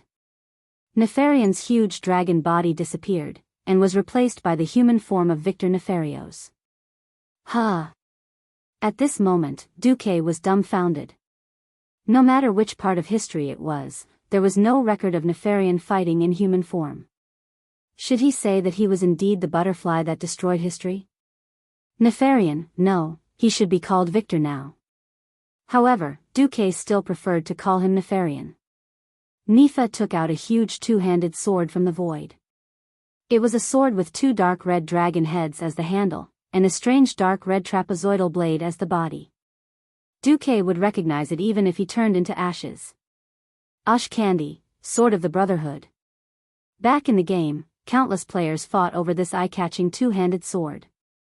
The demonic red light, the cool dragon patterns, and the mysterious runes were all sought after by the players. The two capital letters, A, L, were engraved on the hilt of the sword, which added to the imagination of the sword's origin. Some said that it was Anduin Lothar's backup weapon, while others said that it came from the Brotherhood of the Iron and Horse. It was impossible to verify the details. However, there was one thing that was often mentioned, and that was, once Al is out, there are no more brothers. Nefarian, who had turned back into human form, stood up with the sword of the Brotherhood. He seemed abnormal. The power of the shadow was rising from his body, but there was also the evil glow of the ancient gods. Ha ha ha. You're finished. Mortals. You can't kill me. Otherwise, your world will face the most hopeless destruction. Ha ha ha ha. Nefarian said nonsensically. This made Duque and the others frown. Duque sneered, oh? Then we should stretch out our necks and let you kill us? Yes. Exactly. This is the final fate that mortals like you should face. Nefarian held the huge two-handed sword with one hand, and his entire body swayed. It seemed that he would self-destruct soon without Duque's help.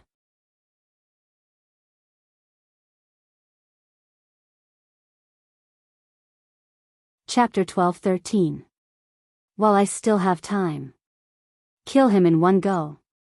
Magni roared. Magni's, deity's descent, was useful, but it had a time limit.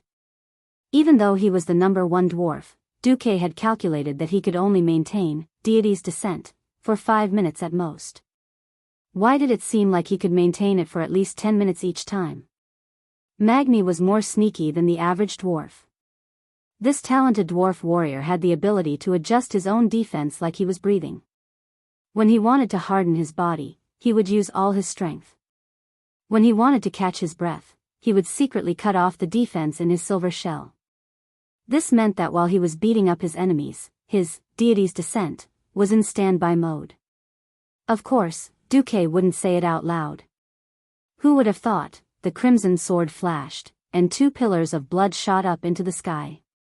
Everyone who was maintaining their formation was so shocked that their pupils constricted.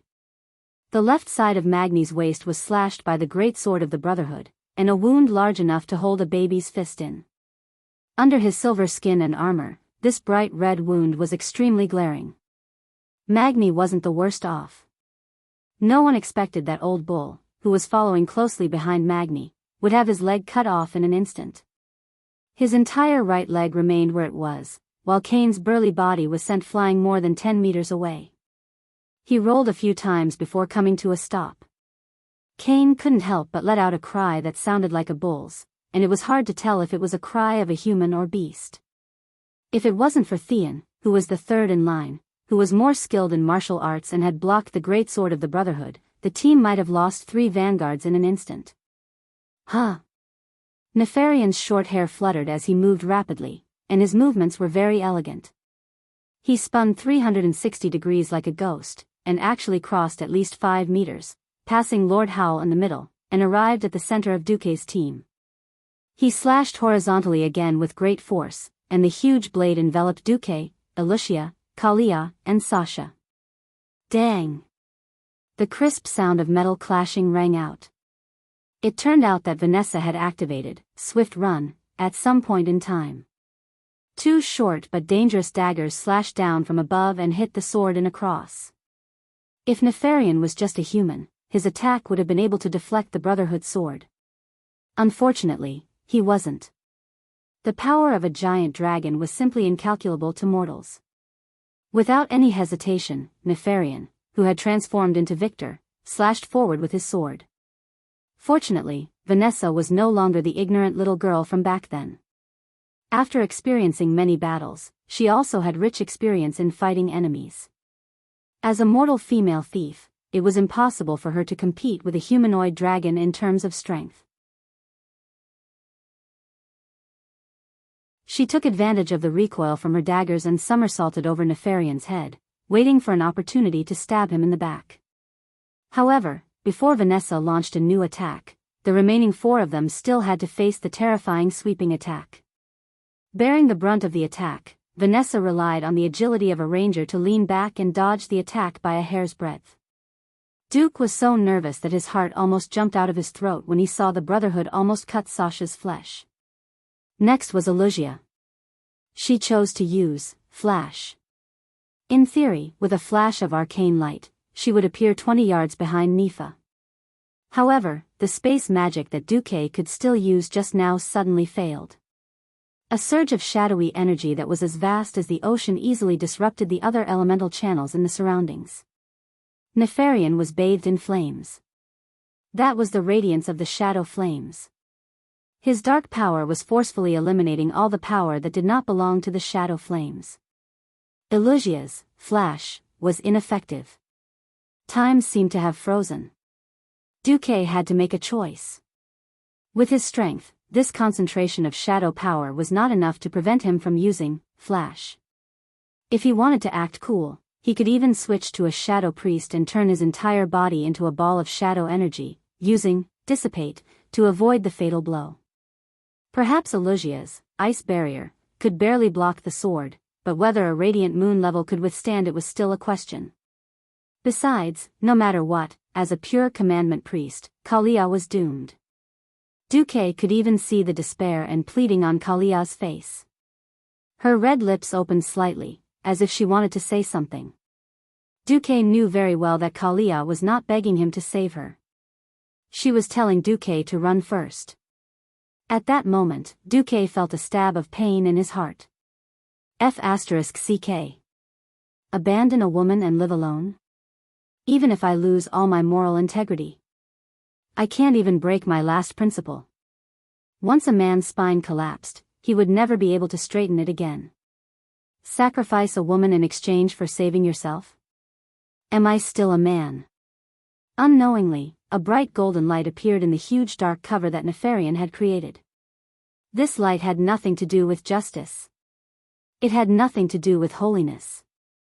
It had nothing to do with smiting. It was purely a man's sense of duty to protect his woman. Scram! No one thought that a mere mage like Duque could let out a roar that was even more shocking than thunder. They saw Duque holding a platinum awl in his left hand and his newly upgraded spiraling sword in his right. He was the first to pounce on Nefarian. Some people exclaimed. Some people were in despair. Some people did not believe it. Some people closed their eyes. No one believed that a mere mage like Duque could use a close-range weapon to defeat a humanoid black dragon that was skilled in martial arts. Even if Duque had killed Archimonde as a battle mage, even if Duque had perfected his backstab, it was still not a head-on fight. Could Duque do it? If he couldn't, wouldn't the team lose their leader? Everyone held their breath as they watched the development of this scene. Suddenly, the situation, which was similar to an egg hitting a stone, took a shocking turn. Duque's movement suddenly sped up, while Nefarian's movement seemed to have been slowed down by many times. Acceleration. Deceleration. And the wrath of the dragon, that Duque had not taken out yet. No one knew why the wrath of the dragon, that Duque refused to take out just now was taken out now, and it even worked. That's right. Duque's swordsmanship and strength were not as good as Nefarian's. However, as long as Nefarian's strength and speed were reduced to the same level as his, Duke wouldn't be afraid no matter how good Nefarian's swordsmanship was. If he had the ability to use his two-handed sword to pick his teeth, Duke wouldn't be afraid at all. The spiraling sword that was filled with divinity of fire and wind suddenly spun like a drill, and with a piercing hum, it hit the center of the sword of the Brotherhood. The strong rotation actually caused the Brotherhood's sword to fly out.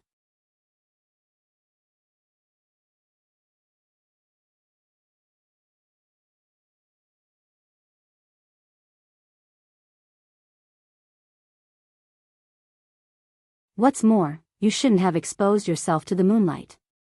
Huh. Sorry to trouble you, Goddess Alun. Duque said softly. Suddenly, the sky and earth changed color. The moonlight was like water as it gently shone on Nefarian's body. To others, the moonlight that seemed harmless suddenly caused a terrifying change when it shone on Nefarian's body. Ah! What power is this?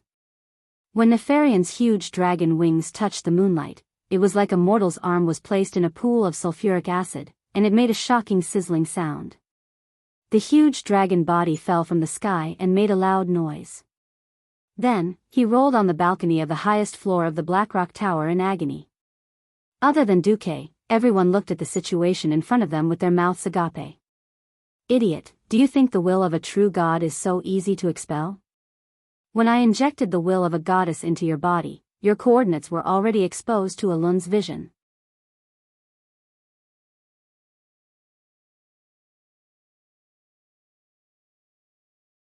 Chapter 12:15. Suddenly, Sasha reminded them, look at the moon. Although most of the people's attention was still on Nefarian, everyone subconsciously glanced at the sky from the corner of their eyes. Then, their eyes widened. The lonely moon in the sky was trembling slightly, and the stars in the sky were falling at a high speed. At that moment, the entire world of Azeroth seemed to resonate with this spectacle and trembled slightly. The thin clouds instantly dispersed, making way for these visitors from the sky. It was as if doomsday had arrived. Although Duque had seen this scene many times, he still could not suppress the shock in his heart every time he saw it. This was the power of a true god. But it was still a loss.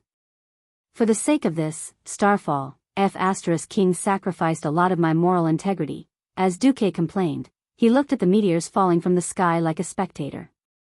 These meteors were gathered into a straight line in an exaggerated manner and were accurately guided. They drew a sharp line of fire in the sky at high speed, and in the end, all of the lines of fire ended up on Nefarian's body. The overly inflated body weakened the Black Dragon King's agility.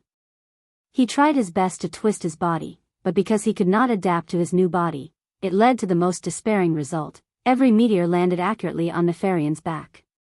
The first two were blocked by the evil magic that erupted from his body, but from the third one onwards, he could only block it with his flesh and blood. Bam! Bam! Bam! Like the beating of a drum, or like an earthquake, the huge impact hit Nefarian's huge body. The terrifying impact even traveled along the ground to the feet of Duque and the others.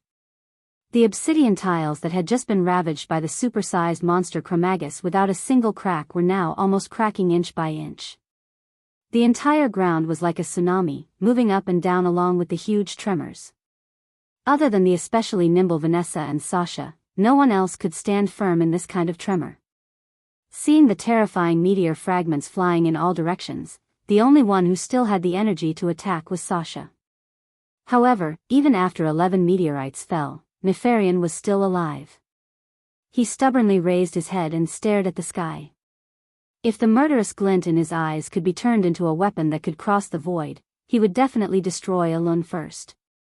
Not enough. Duque's face was ashen. He would definitely be heavily injured, but there was always a chance.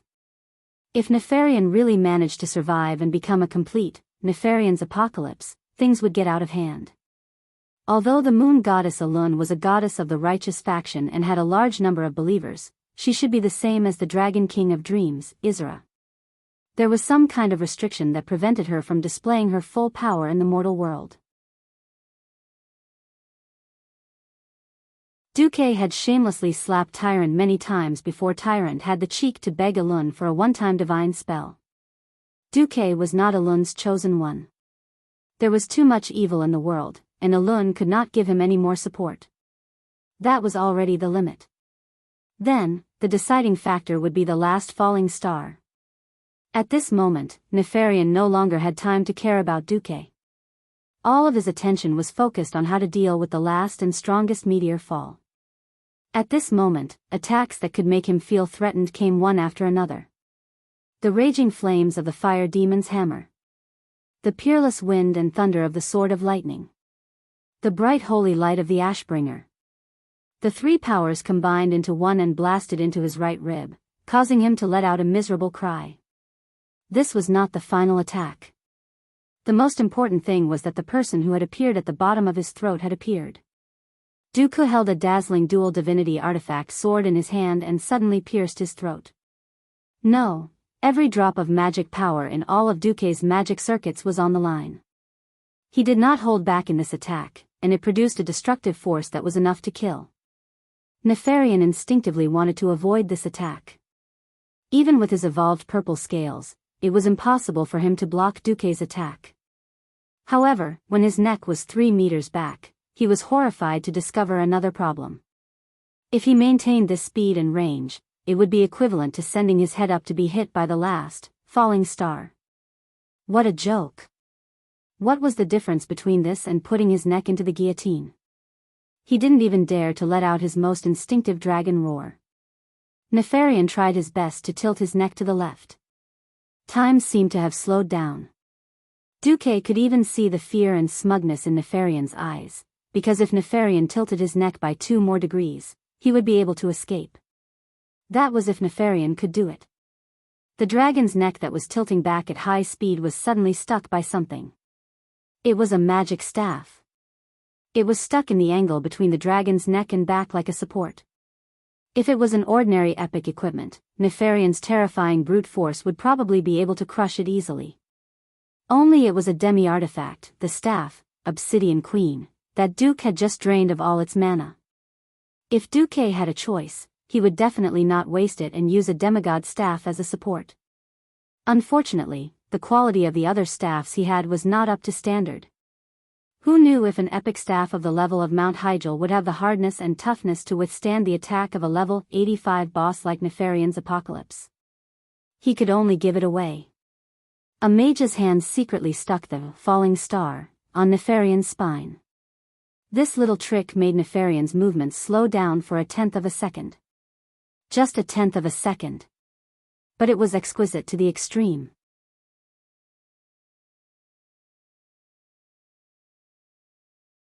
Duque pressed against Nefarian's chin, and sent the head of the Black Dragon King right under the falling star. Boom! It was a huge collision that could shatter heaven and earth. The dazzling light flashed so brightly that none of the heroes dared to look at it. The scattered sand and stone fragments easily turned the surroundings into a mess. Cough, cough, cough. The sand and dust naturally caused people to cough. After a moment of panic, Gavin Rad was the first to react. Storm. Blow them away. With a wave of the wind sword, all the smoke and dust were blown away, revealing Nefarian's huge dragon corpse. Everyone could see that Nefarian's head had fallen off. Obviously, the current Black Dragon King that had all kinds of cruel scientific inventions was dead. Hooray! We won. Where's Duque? After instinctively cheering, everyone panicked again. He helped. Duque was soaked in a pool of thick black dragon blood, almost drowning.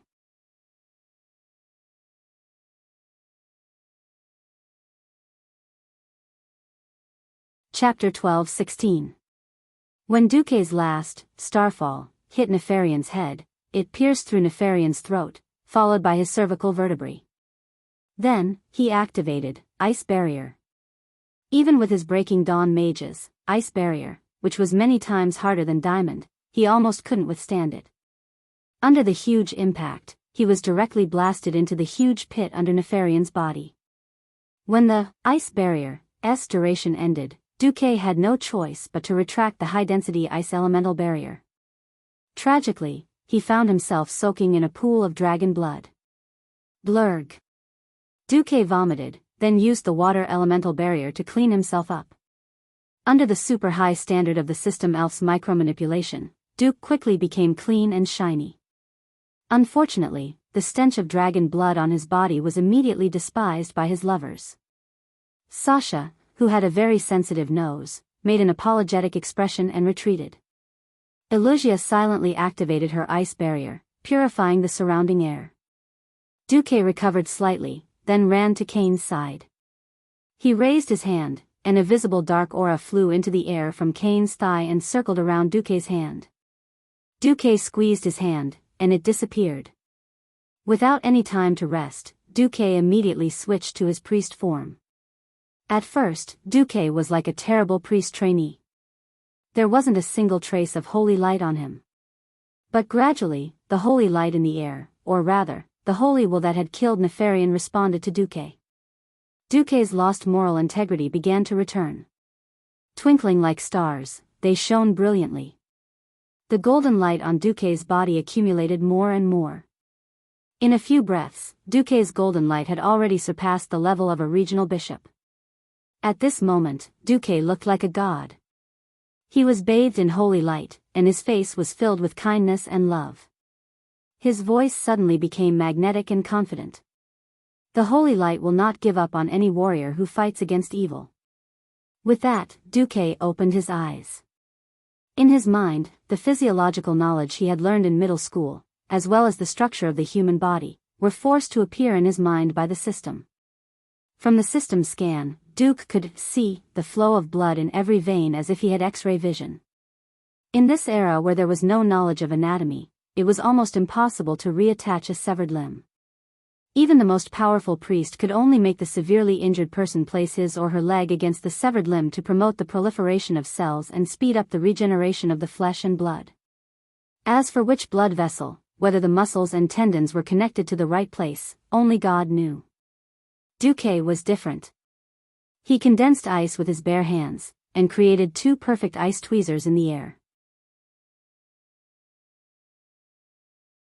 First, he pressed hard against Kane's leg bone and used holy light to stimulate the fusion of the bone and stimulate the growth of the bone marrow and nerves inside the leg bone. Then, at a dazzling speed, Duke used forceps to press against every broken nerve and blood vessel, and then used rune threads that he created on the spot to reconnect the blood vessels. Basically, other than the capillaries that were not connected, the large arteries, veins, and slightly larger blood vessels were all connected. Finally, the skin was stitched. Every stitch was stitched. When everything was done, Kane shouted in surprise, "My ancestors, I can feel my calf now." Everyone was shocked to see that Kane's toes were starting to move. "Don't move," Duque shouted. Kane instantly froze like an obedient child. Am I not healed? Under the omnipotent holy light's treatment.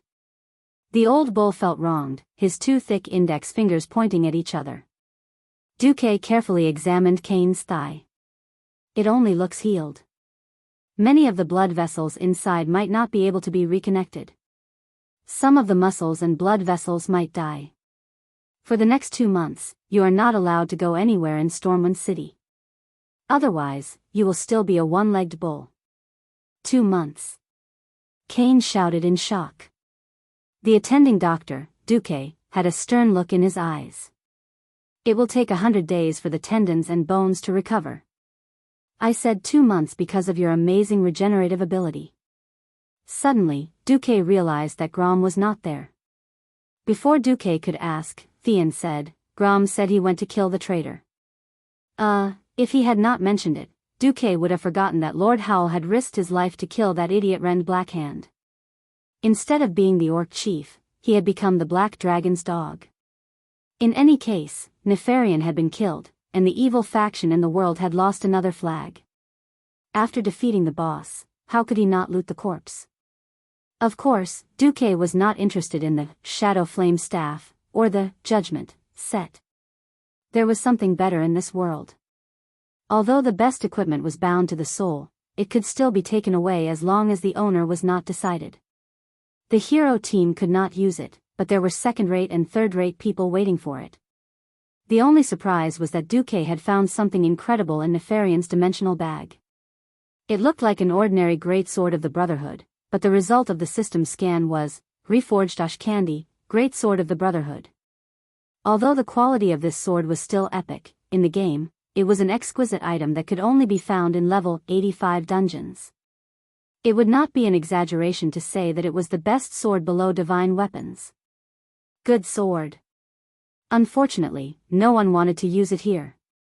Everyone here who could use a two-handed greatsword basically had a divine weapon.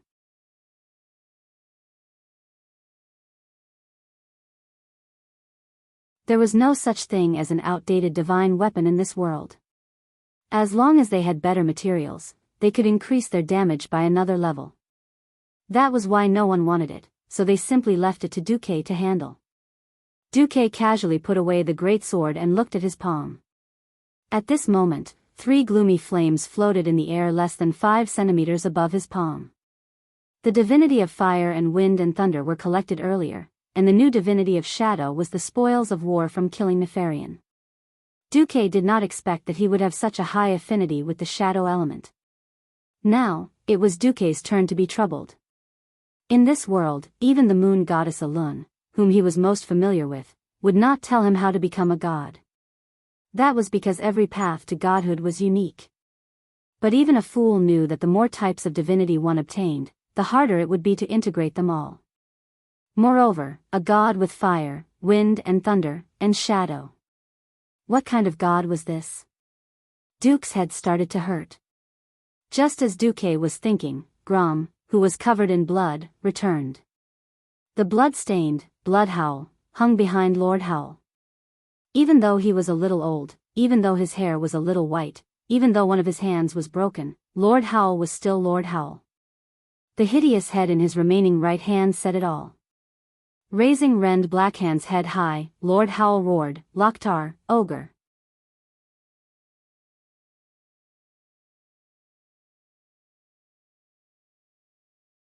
Chapter 12-17. Loktar ogre. If we don't win, we'd rather die.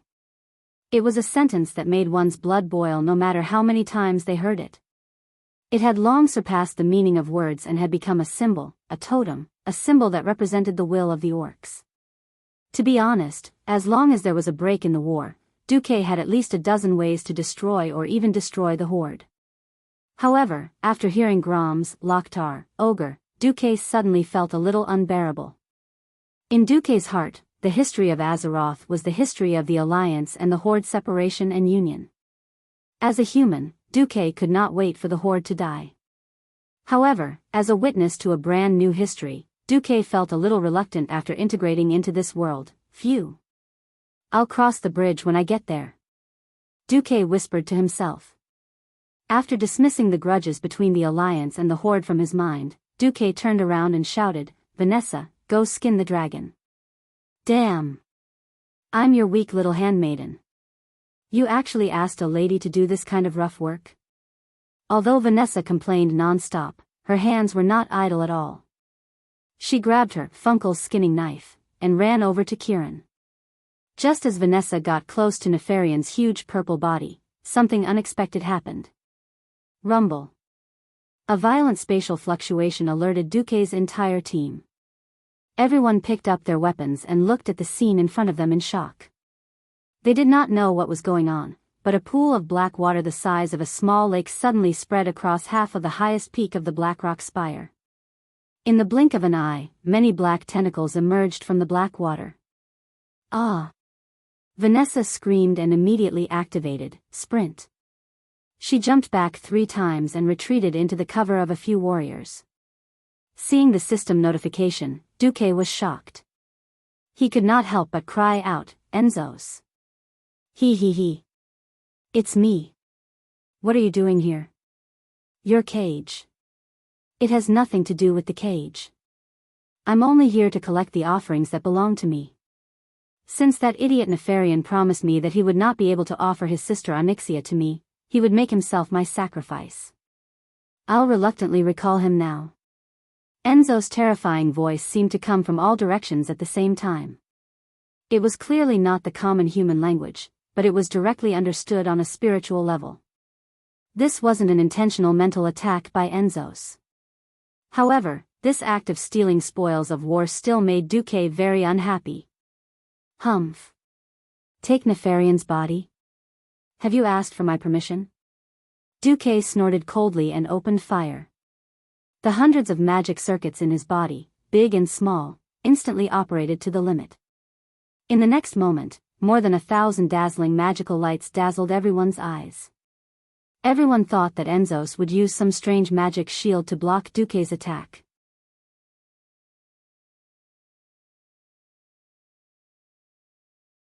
Unexpectedly, more than 1,000 octopus tentacles, nearly 100 meters tall, rose from the pitch-black pool.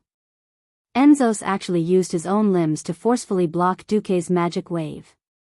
What? Hee. Duke Marcus, we will give you the duel you want. But not now. Hee. A light sneer was carried by the wind. Along with the creepy laughter, and Zotha's tentacles, the black water, and Nefarian's huge corpse and head all disappeared into thin air like a dream. It was as if the Black Dragon King Nefarian had never existed, and the fierce battle that Duque and the others experienced was fake. Damn it. Gavin Rad stomped his feet, and the heavy leg guards made a clanking sound as they stepped on the hard ground. Duque patted Gavin Rad's shoulder and comforted him, forget it. Even though our victory benefited more than one party, a victory is a victory. We should be happier. Gavin Rad felt a little better after hearing that. As if he was plundering the land, after plundering all the loot in the surroundings, Duke easily opened the teleportation door on the platform at the top of the tower, which was no longer obstructed by the powerful shadow energy, and connected to the teleportation room in Stormwind City. Almost as soon as they stepped out of the portal, Duque and the others were shocked by the cheers and exclamations. They understood the cheers, but why were they exclaiming? Oh! Holy light above, you're finally back. Duke Bolvar for Dragon, who was left behind, rushed over immediately. What's wrong? Bolvar, what happened? Something big. Of course it's something big. A week before Duque and the others returned, something big happened in the Alliance. The cause of the matter was originally a small matter that did not seem serious. When Naxxramas was wreaking havoc all over the world, Alexandros Mograine, who had announced his retirement to the second line, had no choice but to take up the heavy responsibility of defending the holy city of Stratholme. On this day, his eldest son, Reynold, found him. Father, I want to propose to Sally. What? Alexandros was shocked when he heard this. The next moment, a wave of anger filled old Mograine's face. You unfilial son. Say that again if you dare. Reynolds was shaken, but his desire for love drove him to his head, and he roared recklessly, I like Sally. What's wrong with that? We've been together since we were young, and I love her. I want to make her my wife. What answered Reynold was an angry punch from his old father. The fist, which was filled with holy light, sent Renaud spinning in the air before he fell to the ground in a sorry state, knocking over a pile of tables and chairs. You bastard. Sally Whitemane was entrusted to me by my comrade before he died. She's my stepdaughter. In Lordaeron's household register, her name is in my children's column. If she wants, she can even inherit my surname, Mograine. Alessandro gave his eldest son a hard kick. She's your sister. Legally. On the basis of justice.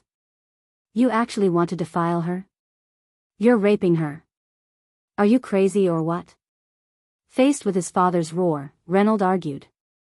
I'm not related to Sally by blood. Shut up. You've learned the way of the holy light for so many years. What did you learn? Alexandros was furious. No. This has nothing to do with the holy light. I love her. Father, let me ask you, if she wasn't your daughter, would you allow me to marry her? Reynold roared. Old Mograine paused for a full 3 seconds. His livid face finally squeezed out 3 words. You. No. You deserve it. You're tuning into the Biyao's Wuxia Chronicles YouTube channel. Don't forget to subscribe and join us on this journey to catch the most captivating stories.